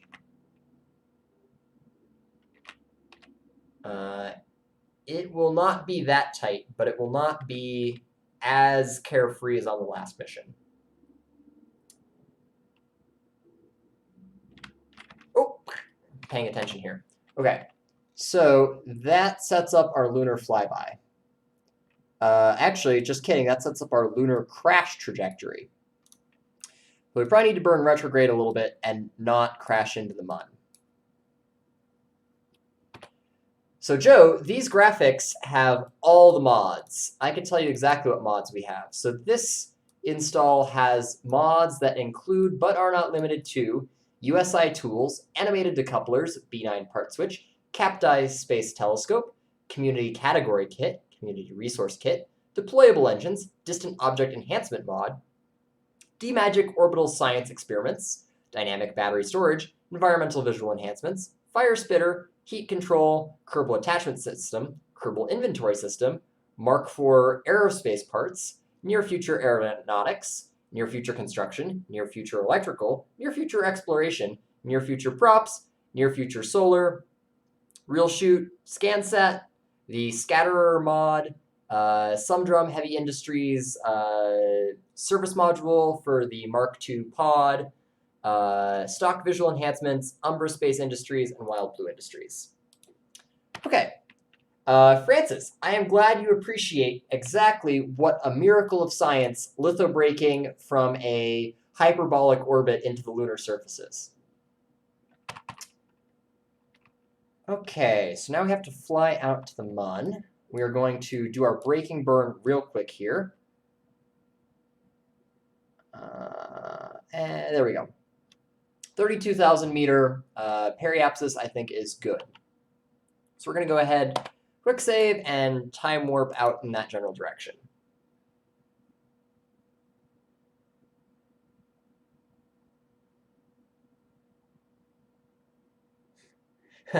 It's a very nice computer, and I am quite grateful to have it. I thought about using my even nicer computer that I brought home from my office, since we are doing telework, but I figured it was probably not kosher to do that. do not want to inadvertently mix up the work and the play. Also, I feel like that is probably the time of the evening to switch to Dr. Pepper. At the point in time in which my spaceship piloting becomes impaired, probably means you need fewer beers.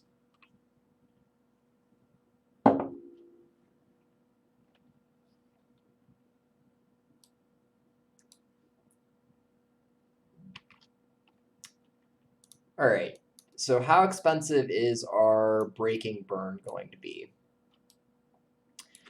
I don't know. Guys, do we go and try and get these two places? I don't know. I kind of think we could, but I kind of think we might get ourselves in trouble if we do. All right, so this is going to be our deceleration burn, which we need to execute in 18 minutes. In the meantime, I'm going to read our contracts and figure out, okay, so we need to conduct a crew report at these two locations. We're not doing that contract yet. We need to bring a Munstone back to Kerbin. We're going to save this real quick, and we're going to drop back to the Space Center, and we're going to read this contract and see where we can find a Munstone, because it gave us some advice. I think there were 3 locations it listed where we could possibly find a Munstone. Active. Bring back a Munstone. Integrated integrals has be working. Hey, Joe, they has be working long and hard on practical applications of various materials. And there's a lot they could do with a sample of Munstone. But we need it back in our labs, and remote data is no substitute for the real thing. Bring us back one intact. It's funny, this should be a contract we have to do, because the company I'm working for now has been looking at lunar ascent vehicles to bring back samples for exactly this reason, which is that scientists need those materials in their lab. Okay, but our contract is to find a Munstone, have a Kerbal pick it up, and return it to Kerbin. We suspect you can find one of these in the Highland Craters, East Crater, or Midlands biome. Okay, so Highlands or East Crater. Because I do not have the biomes of the Mun memorized, we're going to drop by the KSP wiki real fast. And just see what the biome map looks like. This wiki looks way better than I remember it. Holy cow.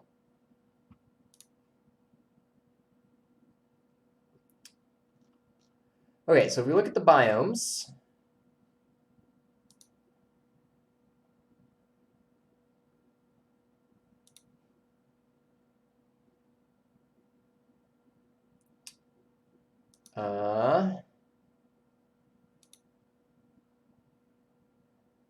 all right.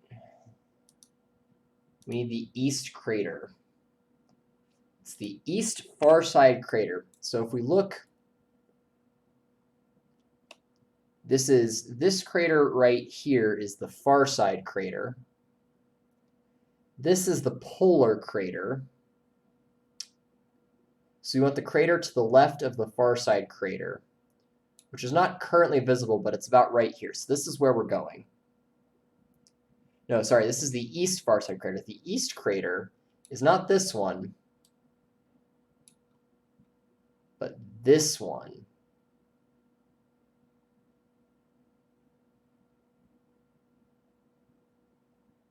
With this in between.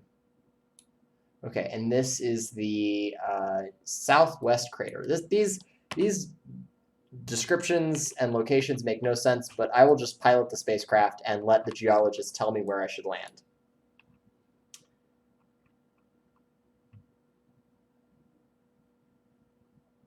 All right, so this is going to be a 30-second burn starting now.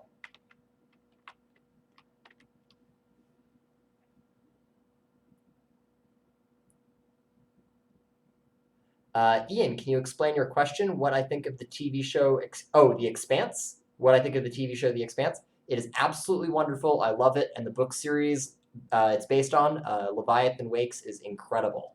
I highly recommend it for everyone. and the future seasons of The Expanse are only going to be more awesome. It is absolutely incredible.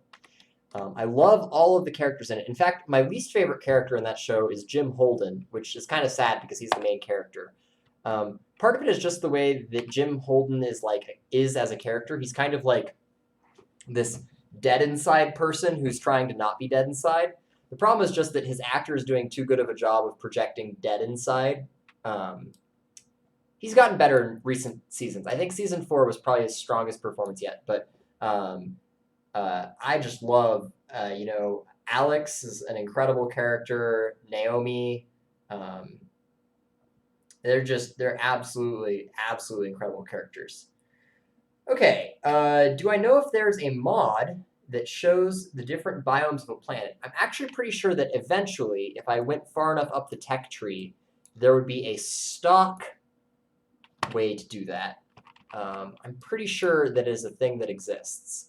I just don't happen to remember off the top of my head. I think if you use KerbNet, you can eventually see the biomes. But I know for a fact that ScanSat will show you the biomes if you have bothered to launch a scanning mission of the location before you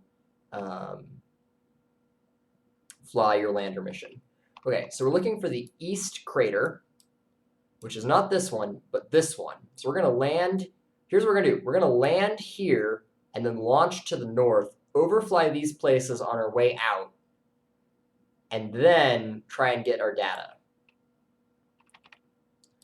I see nothing that could possibly go wrong here. We're going to quick save real quick. And we're going to go try this. Oh, we're below 10,000 meters, so we can only do 10 times time warp. Are we going up or down? We are going up. Okay, that's good. That means we will be over 10,000 meters soon, and we can time warp faster. Fast time warp. Okay.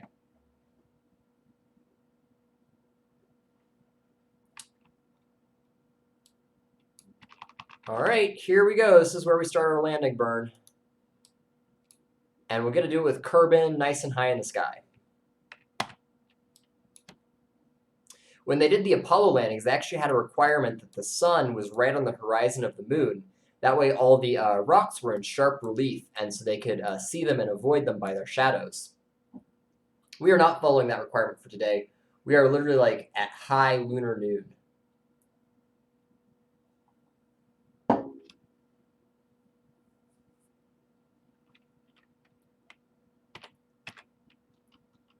We were a little aggressive with that braking burn.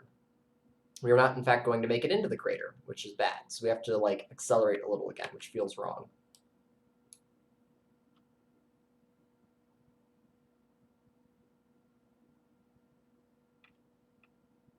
There we go. Okay.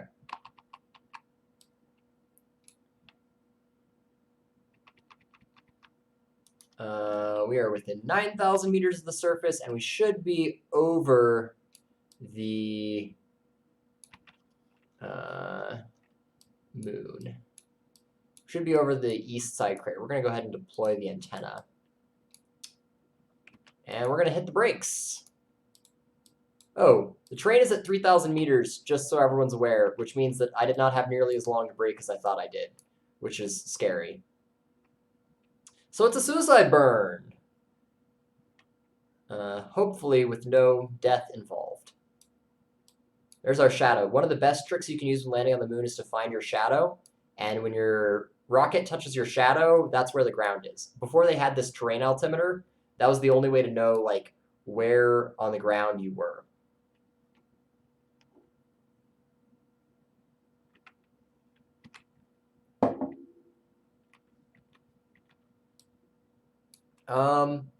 Let's see. I don't want to land here. I want to land to the south a little bit.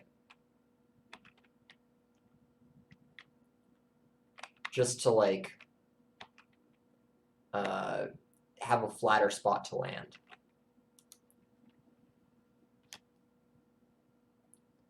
For the Mars lander, they had a system called terrain avoidance, where they literally had a radar system that could detect rocks in real time, recognize them, and not land on top of the rocks, which is really awesome.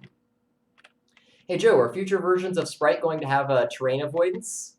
You've got a lighter on it, don't you? Just curious. Litho breaking's never an option. Oh, are we going to land next to something interesting? Do you see that? Either we've already found a Munrock, or there may be some other interesting terrain to look and see. Okay, we need the gear out, and we need to be going slower. We're at 100 meters, 100 down by 10, 80 down by 6, 60 down by 5, 30 down by 6, 20 down by 5, 10 down by 2. Contact. Shut down. And didn't fall over. Woo! Party!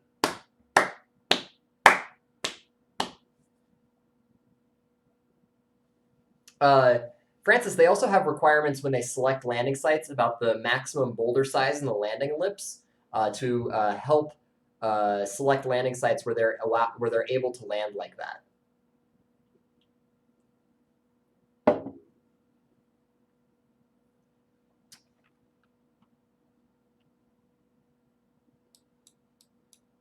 All right, we've landed, which means it is time to quick save in case something bad happens. We will toggle the magnetometer and take a reading.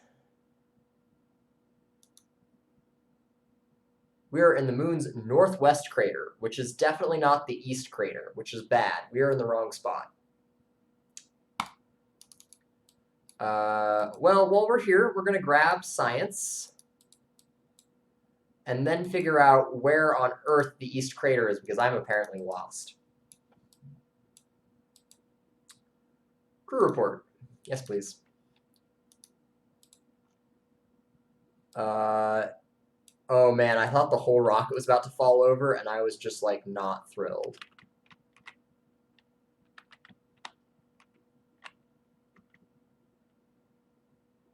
Okay, well, the very first thing to do is to plant a flag and take an EVA report from the northwest crater. Plant flag. Okay, so now that we've got the important business of planting a flag out of the way,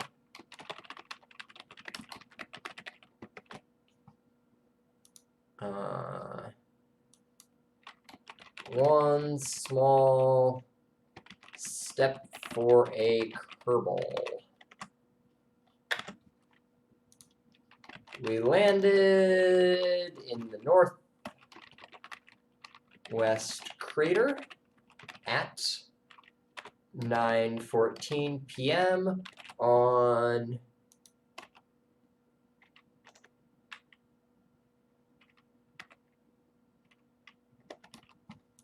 uh, 3/17/2020. Shiny.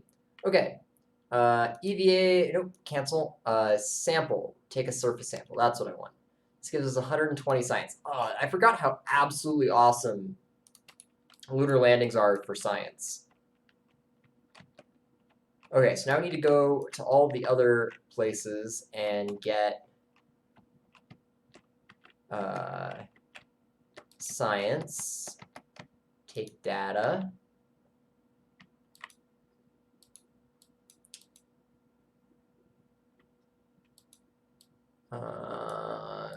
This is the thermometer. Take data. Take data. Okay, so we only have one mystery goo, but other than that, we should be able to... Okay, there we go. Other than that fact, we should be able to get a lot of science out of this. And now we just have to get back in. And board. Okay, so I think Highlands is like right here. So we're going to fly this way a little bit. We're going to go west, see if we can find a moon rock, and then go north. Hey, the Redstone Hive. Welcome to the stream. Let's see. So we need to save again, and let's see. And I think we want to go this way. I just had to determine which way I wanted to fly by experiment, which is never a good way to fly. But there we go. We'll go this way. $30 meters a second? That should do it. Nope, that will not do it. That, in fact, is not doing it. We need to end up like over here. And shut down. Let's go see how the world is over here in the highlands.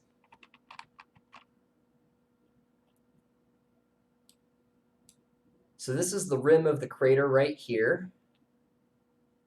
So hopefully,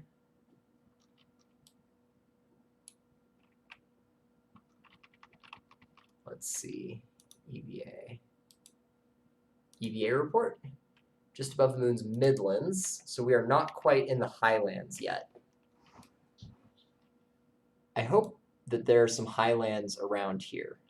It would be unfortunate if we did not find any moon rocks after coming for like literally that one contract.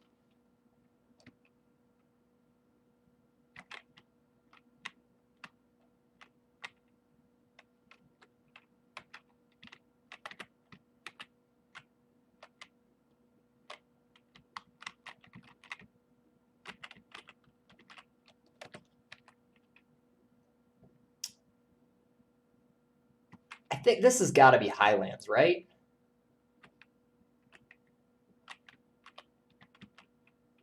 I'm just keeping an eye on my fuel here to make sure we have enough to land a second time and then do the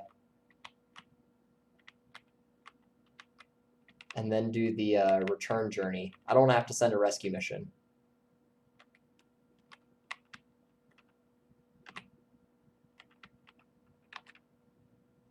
So we'll slow down. We're going to try and land right there.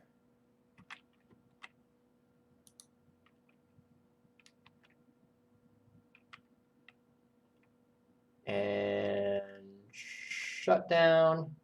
We're going to land right on that peak right there. Hey, Aiden, welcome to the stream.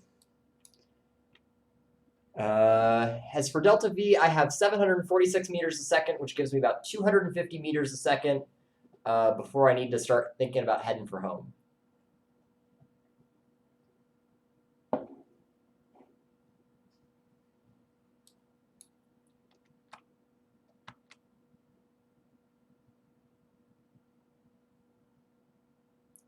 I'm not particularly compelled to like half the fun here is I know how I could find the biome if I needed to, so I'm just like derping around,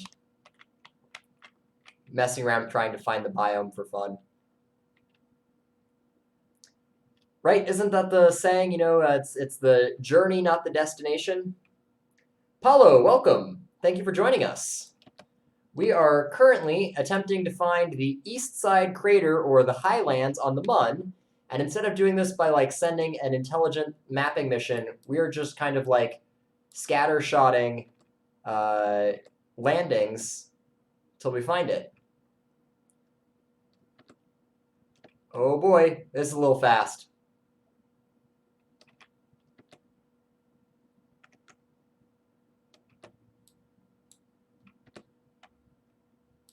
This is a little steep. Nope. Just kidding. We're not doing that at all, actually. We're not landing there. What we are going to do, so that was our abort criteria. We're low on fuel, so we're going to try and fly by these places, and then we're going to go for home.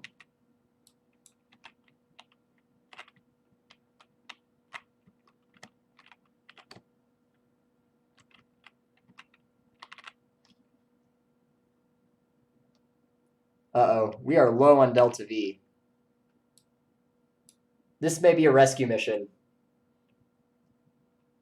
It's the Mun, so it has basically no gravity, so you're fine. We may not actually be making orbit. Where did all my Delta V go? Did I really squander that much flailing around? I don't think I did.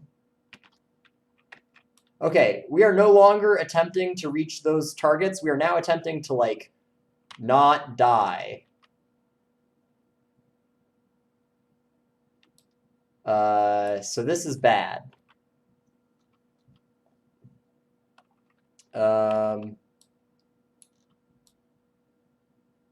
This is, like, really bad.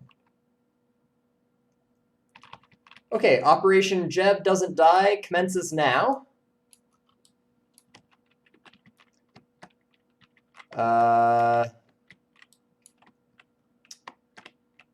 Not really great. I don't know how that Delta V got away from me. I swear I had more of it. Do you guys know where my Delta V went? Like, really, where did it go? EVA report. All right, well,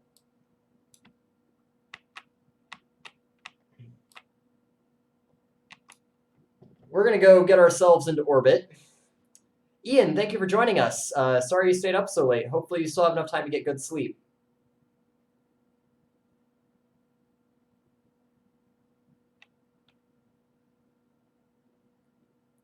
Nah, there's no landing here. This is going to be an orbital rescue mission.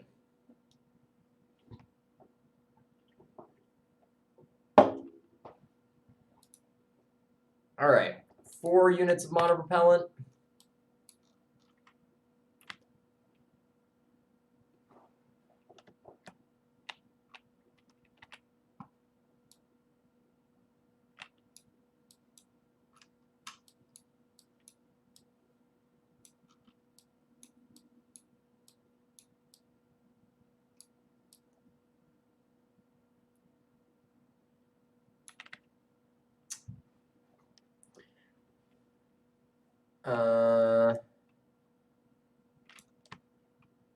This guy is not like... Ah, I see. Because we are fixed in a LV... Okay, well, we're in orbit. Yeah, Francis, you're right. It really did not last very long. I wonder if maybe I killed, like, a fuel tank somehow? I don't know what happened.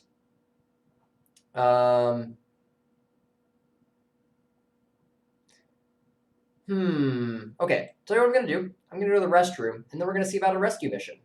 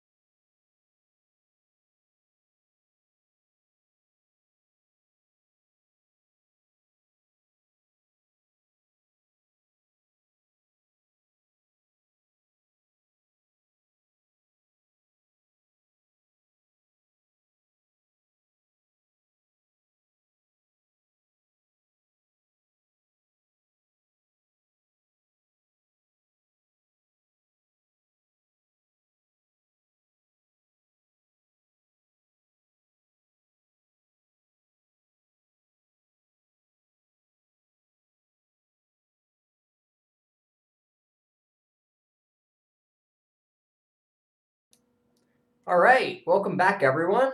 For those of you who missed it, we are with Jebediah Kerbin stuck in orbit of the Mun without a spacecraft because we ran out of Delta V. Still not sure how that happened. We had more than 1,000 meters a second left, and then had 200 meters a second left. I think the Kraken may have pilfered some of our propellant. But we have a problem, which is that I don't know if we have a capsule that can return 2 people. This is one option. This has 1 seat. This is another option. This has 2 seats. Okay, so we have to build a spacecraft around this. Because this is the only spacecraft we have with 2 seats, two rides home. So heat shield, spacecraft, we need a parachute. Funny story, this is my first time ever using this capsule. I've never flown with this capsule before. Okay, so now we need a decoupler, like that one. And then we need a service module. We'll use that. And a tiny engine.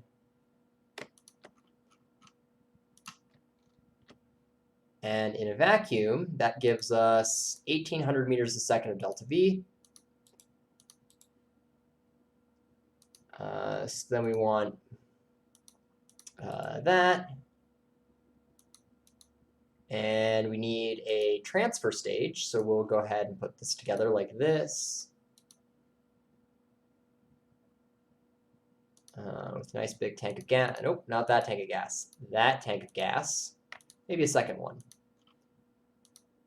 Does this have a smaller config? No, it doesn't. Okay.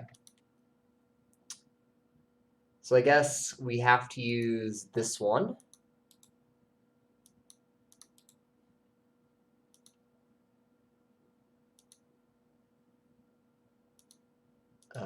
Like that.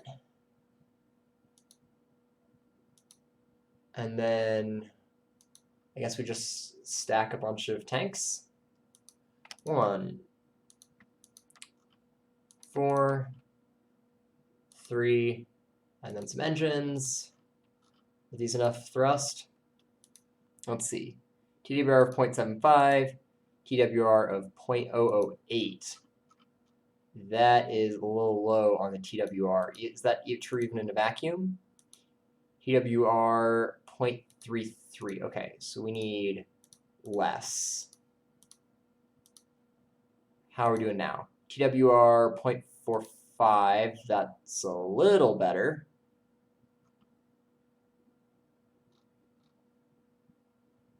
You know what? Forget it. We're not even going to do that. We're going to do this instead. We'll put this adapter down here. We'll put a FL800 tank here.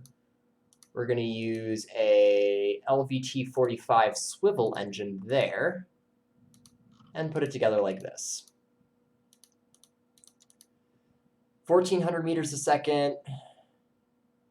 And then this is 3,000 meters a second, but it still probably has too low of a TWR, which it does. So we need 2 boosters.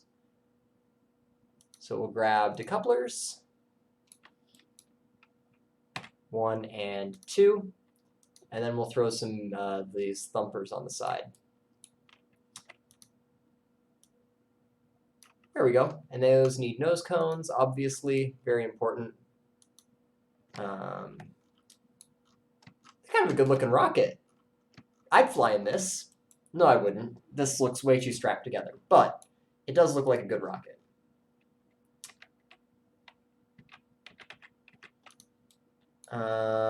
Okay, this is titled Rescue 1. All right, taking bets now. Does this work? Oh, okay, so we have to make sure we only have 1 crew in it. So it's obviously Valentina's job to go save Jeb. Jeb is reckless and Valentina is smart, so she waited to pilot the rescue mission, which she knew had somewhat higher odds of success.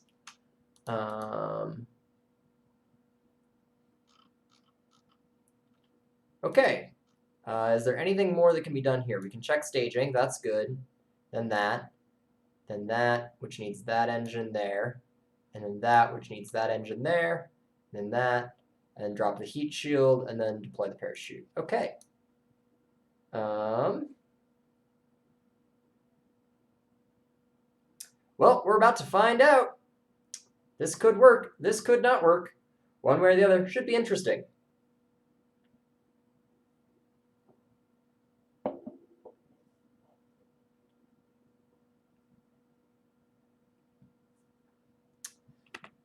And liftoff. We have a liftoff at 34 minutes past the hour with Valentina Kerbin in charge of the rescue mission to save Jebediah Kerbin. Francis, you were quite right, we should add struts. However, at this point in the tech tree, I have yet to discover struts. So, unfortunately, while we do have the option of more boosters, more struts is not yet an option.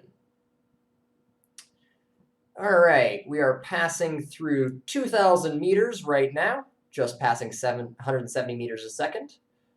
Standing by for booster engine burnout and jettison. There are fins on this rocket, Francis. And that's booster engine shutdown and separation. And we are decelerating just a little bit as our thrust-to-weight ratio is still technically below 1. But we will start accelerating again here in just a moment. Mind you, at this point in time, the Falcon 9 is already supersonic, but at this point in time, our rocket is only going about Mach 0.7.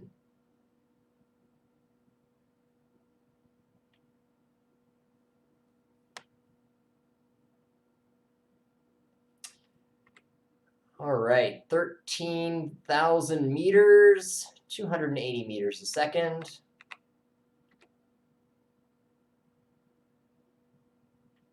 Just check in on Valentina. Oh, this is a good interior. I like that switch bank. Do the switches work? Can you flip the switches? No, you can't flip the switches. TWR on this is a little low. We just went supersonic right there at 1 minute and 43 seconds into flight. ISP 310 and increasing. TWR 1.25 and increasing.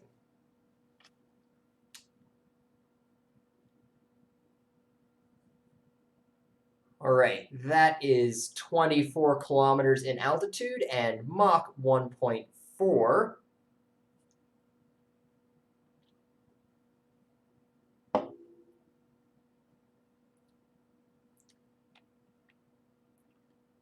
$30 kilometers. I think we can turn over a little bit more.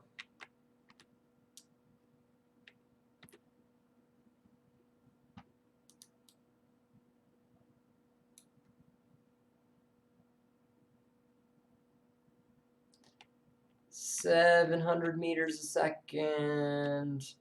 And we're going up at over 1,000 meters a second. Our apogee may already be in space. Apogee. 40,000 meters in 40 seconds. No, it's not in space yet. But we'll get a good portion of the way to orbit with this stage, which is good. Save all 1,400 meters a second of that next stage for the lunar injection burn.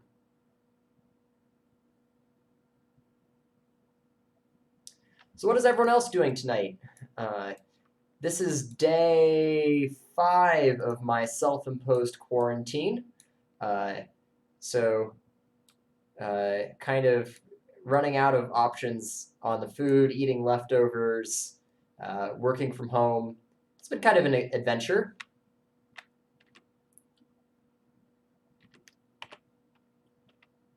$61 kilometers. We're just about burnout. And shutdown. And second stage ignition.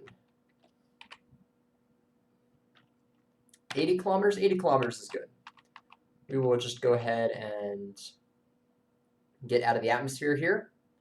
Taiga, welcome to the game. We are streaming Kerbal Space Program, where I have stranded Jebediah Kerbin in low lunar orbit and am launching a rescue mission piloted by Valentina Kerbin to go save him, where he is floating in his EVA suit.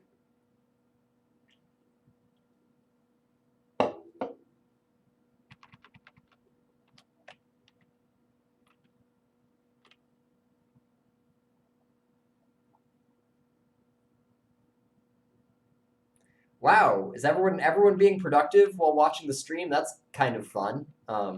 It makes me think maybe I should quit streaming and go do something useful with my life. Oh well, Kerbal Space Program is fun.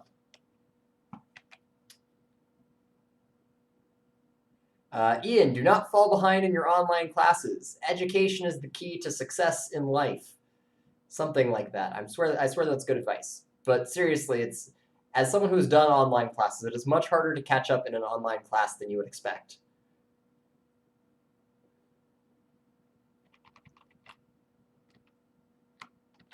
I did an online astronomy class in high school, which was just the worst decision ever because like everything was frustratingly simple. They were like, the sun is a star, and I'm like, yeah, no duh. And then I just kind of like did the whole class in February. 75 and 95. That is acceptable. So now we have to plan to get to the Mun. The Mun is there. We need to intercept it there. So we will burn there. Add a maneuver real quick. Not that much maneuver, but a little more than that. There we go. So let's see. So if we're encountering the Mun there, that means we are getting there too late. So we need a little more time, so we need to burn a little later. There we go. That's a 65,000 meter lunar periapsis, which is excellent. So we're going to go ahead and do that.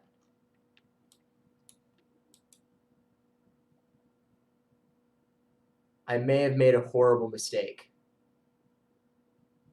I think this spacecraft does not have reaction wheels. Uh-oh. Yeah. Whoops. This is a problem. Okay. Do we think we could do this mission with no pointing authority other than TVC? We're going to find out.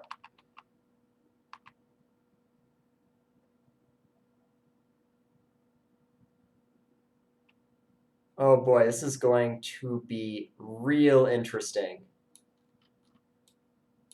This is going to be a challenge. This was kind of stupid, to be honest. So what we're going to do is we're going to throttle up just a little bit, pitch over hard, and then shut down, and then use physical time acceleration to get pointed the right way.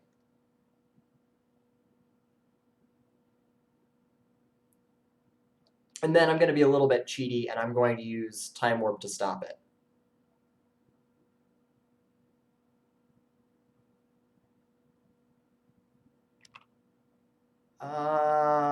We'll call that good enough. So now we have a 33-second burn in just a few moments.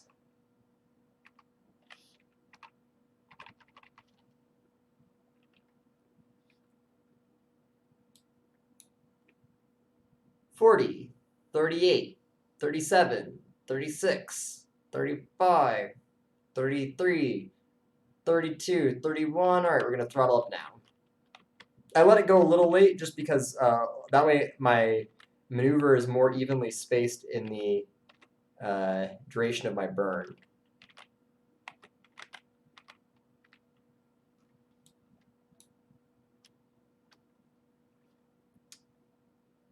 Uh, 300 meters a second left. Coming up on TLI shutdown. Mark.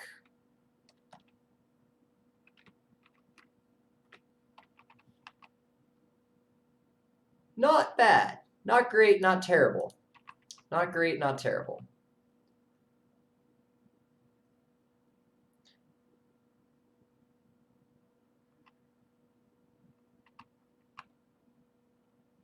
All right, let's get all the way up and out here.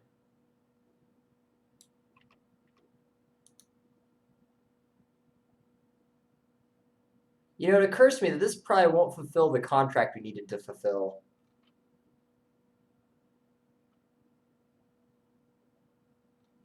We have Munstone. Oh no, we may have already fulfilled that other contract. Okay, never mind. That's okay-ish, I guess.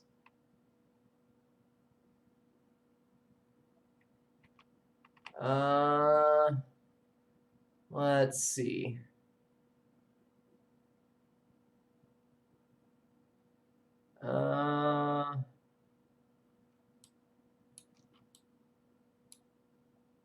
So we're going to try and simultaneously break and enter this orbit. Actually, no, we're not going to do that. I'm not going to be that ambitious because we don't have as much control authority as I'd like.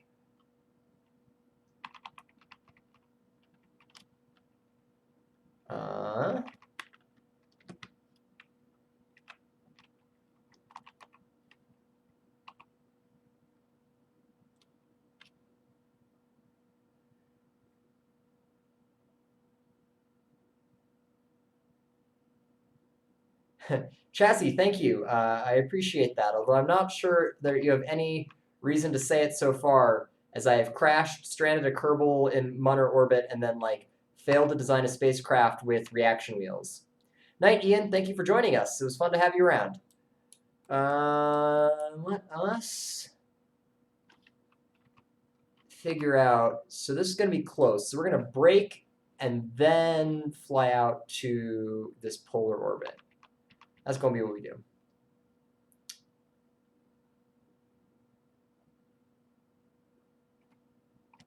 This is only like a 200 meter a second burn, so we don't need to be super on the ball with this.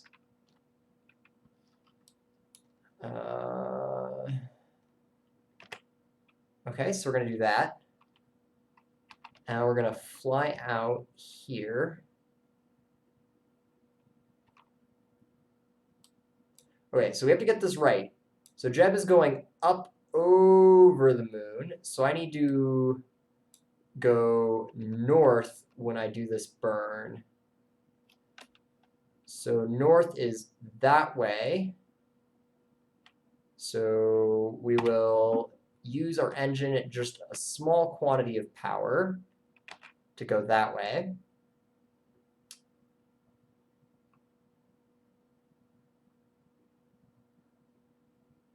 There we go. Okay. So now we're going to just start the burn here. And I'm going to manually track this purple triangle.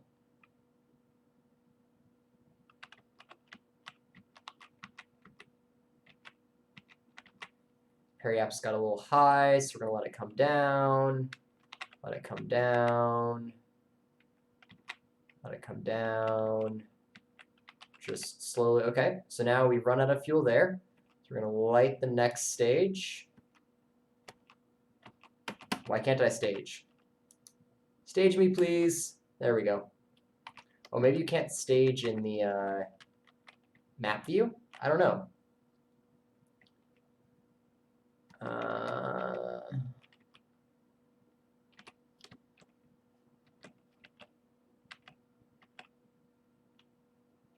53, 54. So that needs to come up a little bit. So we'll let it lag just a bit so it starts coming up.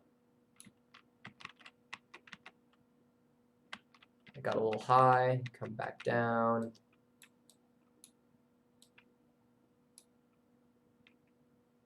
Needs to go back up again. This is called an eyeball rendezvous.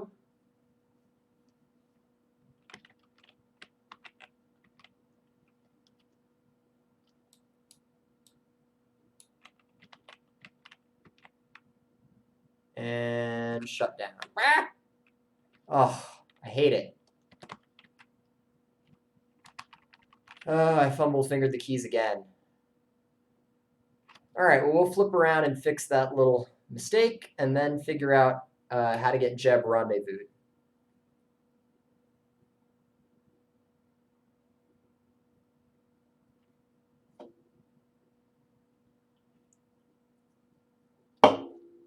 All right, so when we get turned around, I'll just do like a 0.2 of a meter a second burn to like take out this inclination change, and then we'll switch over to Jeb and see what Jeb can do about. I think Jeb has more maneuverability than this spacecraft, so we're going to try and maneuver Jeb to us as best we can. Let's go here.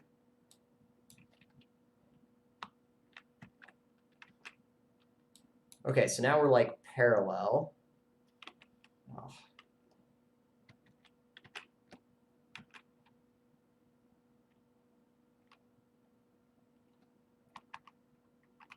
And we are now, once again, not parallel.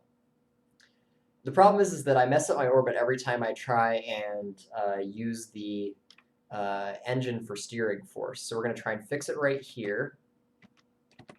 That fixed it there. And that unfixed it.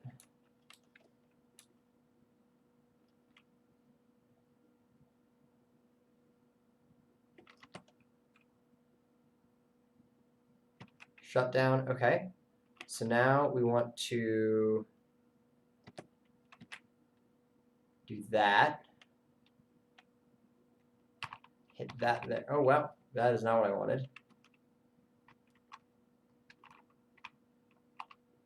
This is getting a little bit tricky, guys.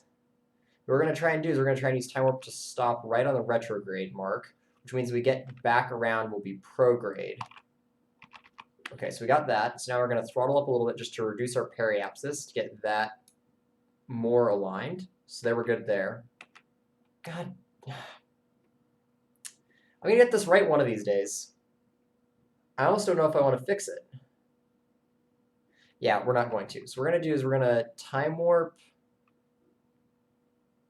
here. That's how we do it. Okay, watch this. So now we'll burn orthogonal, which will raise our periapsis and lower our... No, this is the opposite of what we want. That would do bad things. So we want to wait a little bit. All right, so we're going to fly down to periapsis, lower our apoapsis, wait pi/2 radians, burn radial outwards to circularize. All right, I see the plan.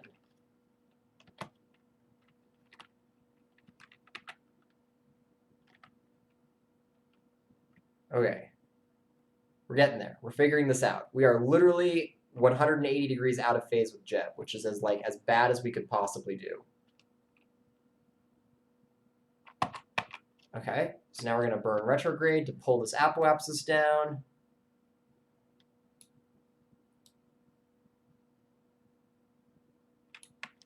Oh gosh. We are just spinning out of control here. This spacecraft is a mess.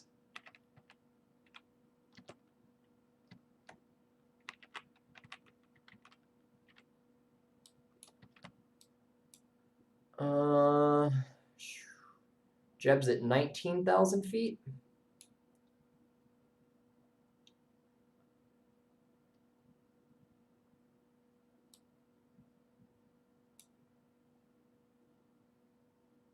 All right, we're going to call that good.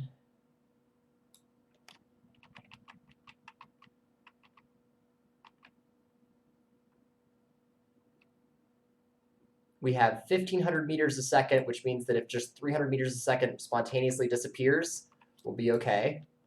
We won't be totally hosed.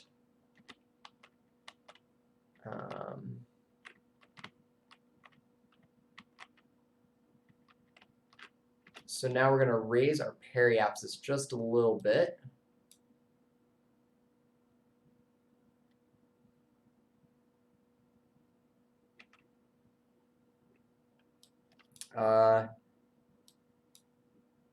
Maybe a little bit more even.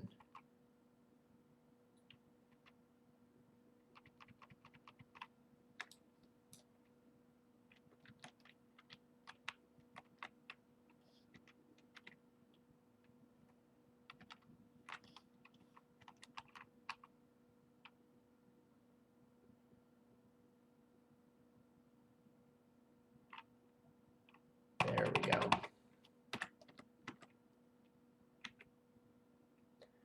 Okay, so I think that's about as good as we're gonna do here. So now we're just gonna like phase around a couple of times to get closer to Jeb.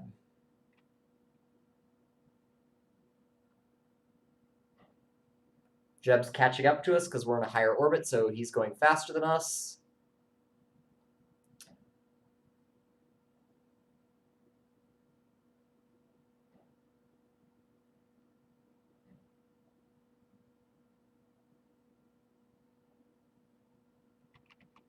Okay. So now what we want to do is we want to switch to Jeb. And now we're going to plot the rendezvous with Jeb and see if we can pull this off. Which I'm not actually sure is possible. But he has a lot of modern propellants, so like maybe. So we're going to set this as target. And we're at the apoapsis here. So what we want is we want Jeb to point apoapsis, point prograde.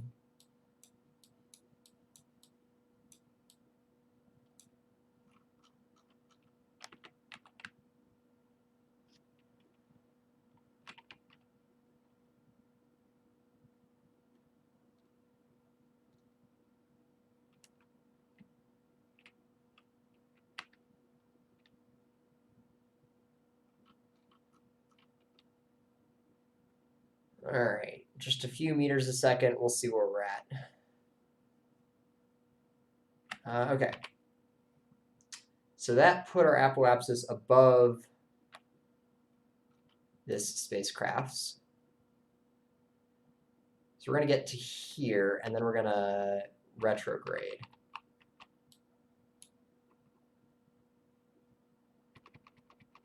So we're there. Now we want to go retrograde.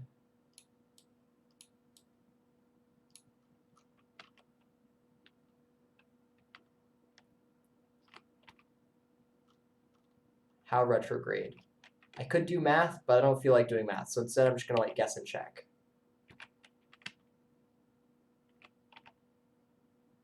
$88.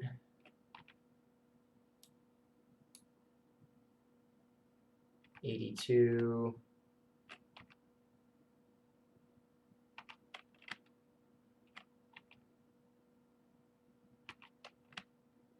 We're getting close. That's about right. Okay. But now we're in a higher orbit, which is bad because we will no longer be catching up. So now we have to get to periapsis, lower our apoapsis, and then do a 5-degree inclination adjustment maneuver. You know, we might not do that inclination change with Jeb. We may do that inclination change with the other spacecraft. So we need to lower our periapsis.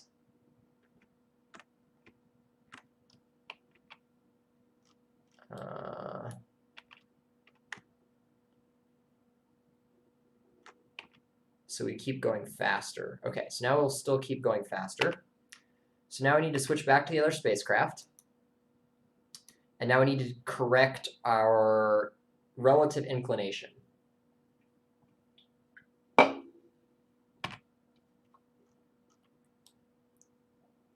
So if we select Jeb, our node is here. And we need to burn this way.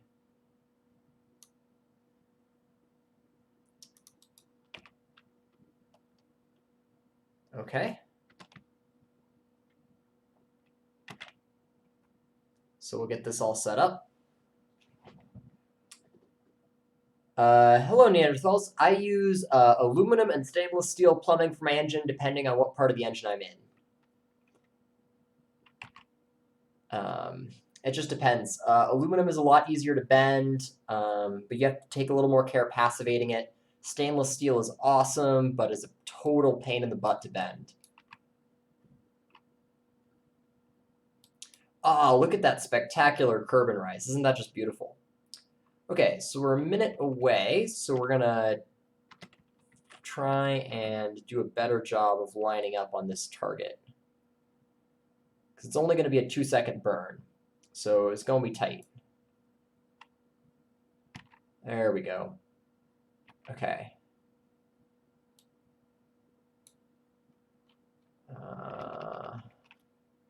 We will engage SAS and just try and see.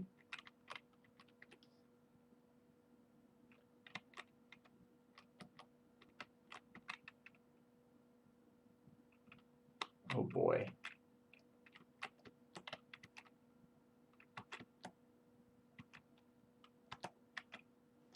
Okay, that's as good as that's going to be. I am still in a higher orbit, which means I should be phasing a few kilometers every time we go around. Oh, check that out. That's awesome.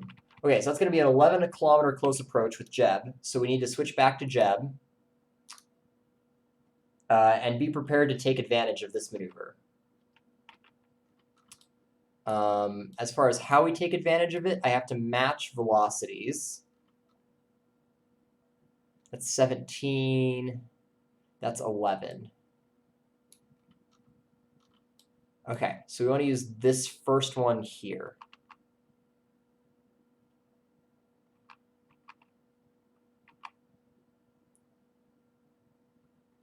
All right. Oh boy. Pacific, the problem is not my burn time. The problem is that I have no control wheels and no RCS. So the only steering authority I get from the vehicle is from my thrust vector control. And if I turn down my thrust, I get less thrust vector control. Which just kind of is. Okay, so that's antipodal. So that's that. So we want to be pointing down. So we want to be thrusting control. Nope, we want to be thrusting shift. Okay.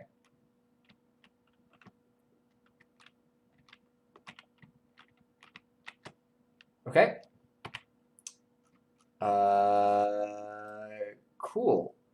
So now our relative velocity is 8 meters a second, and the spacecraft is over there. How much delta V do we have in Jeb? We have about 50%, which means we have about 200 meters a second, which means that I am okay doing the old-fashioned point and burn. 10.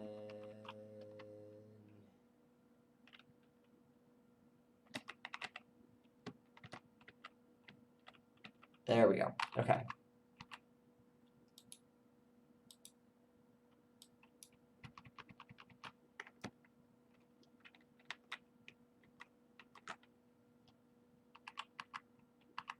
Should just be, 200 seconds before we catch up.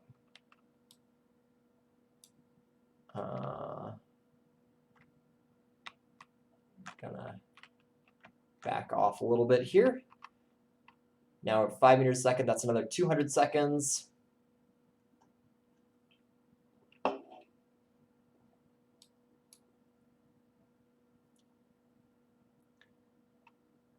$100 seconds, 50 seconds.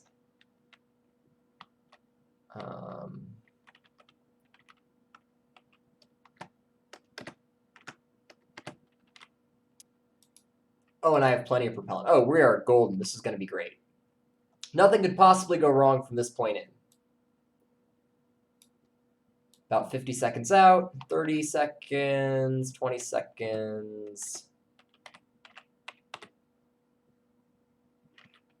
Hey, phew! Whew! I'm allergic to daring space rescues.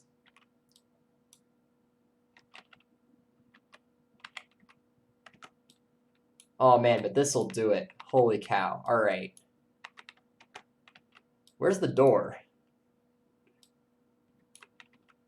There is a door on this thing, right? It doesn't have reaction wheels, so it'd be really embarrassing if I came all the way out here in a spacecraft that doesn't have a door. I think this is it right here. There we go. Whew! Whew.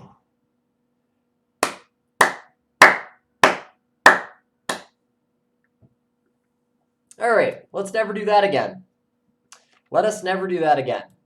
And I think now, ladies and gentlemen, it is time to go home.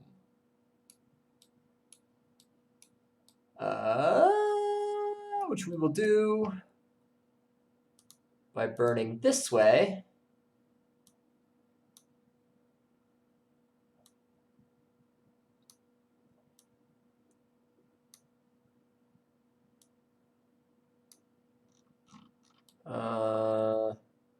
That's relatively correct.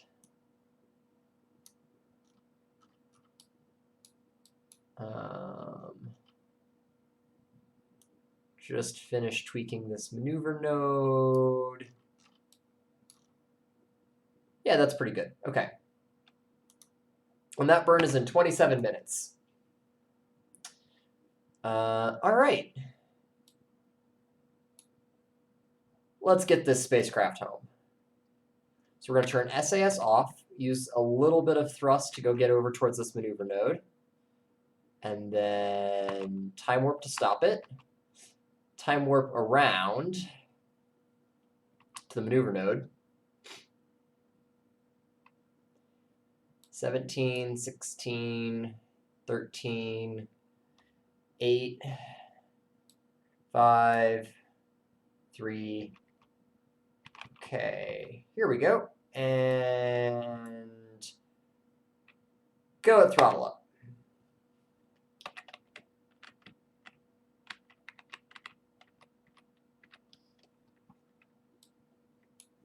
Seven, 6, 5, 4, 3, 2, 1, shutdown. And we'll just refine that a little bit. And we will go ahead and get out of lunar orbit.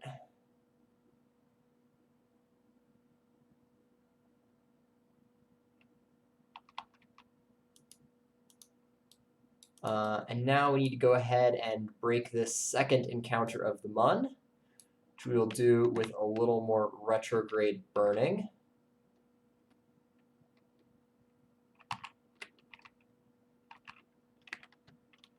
Then we will go ahead and use the rest of this propellant to lower our orbit.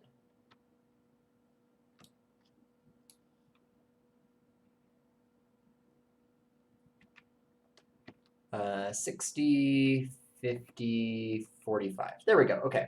So this isn't a lifting body, so we have to be a little more careful re-entering with this spacecraft, but we should still be okay. We'll find out if we're about to have a problem when we get down there.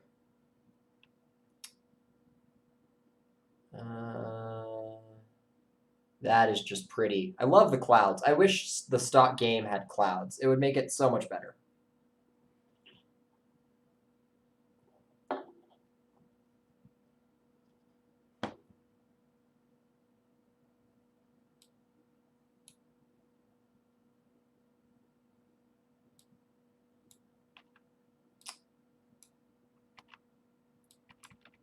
All right, and we're just going to use the rest of this propellant to flip around and do braking.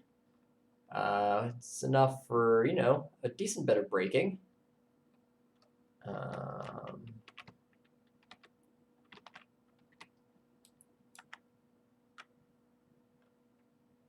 That'll slow us down and make it easier on the heat shield.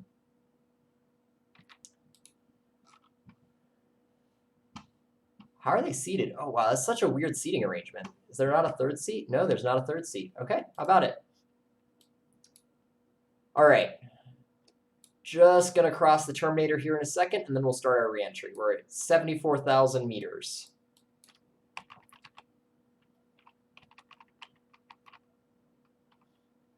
All right. Shut down on the braking burn. Separate that.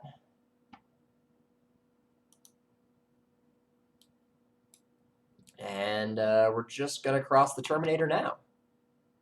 Oh boy, we are getting toasty.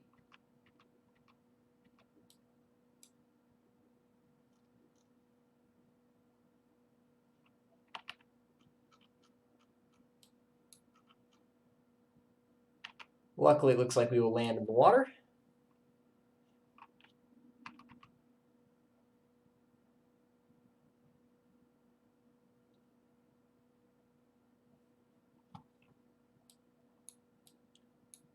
All right, that was us surviving re-entry.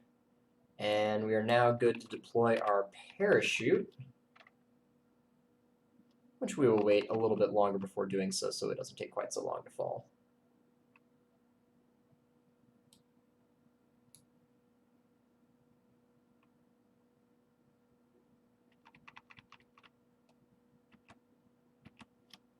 And a parachute.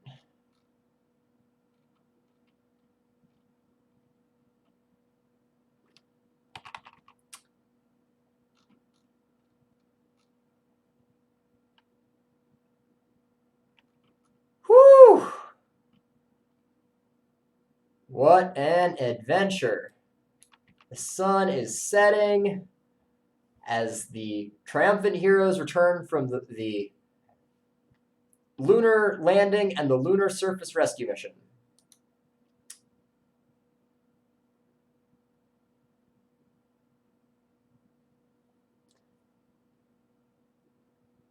And it only took like $40,000 of rockets, but we have an EVA report, 24 science, 32 science, 120 science, 20 science, 48 science, 32 science, 20 science, and 16 science. Wow, that was awesome. We didn't get any contracts closed out. But the reputation did not suffer at all.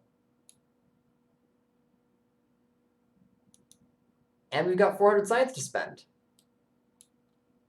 But you know what? I think we will save that for the next stream. Thank you guys so much for coming out and playing Kerbal Space Program with me. We will pick this career playthrough up in the next stream. And I will see you then. Till then, have a wonderful evening.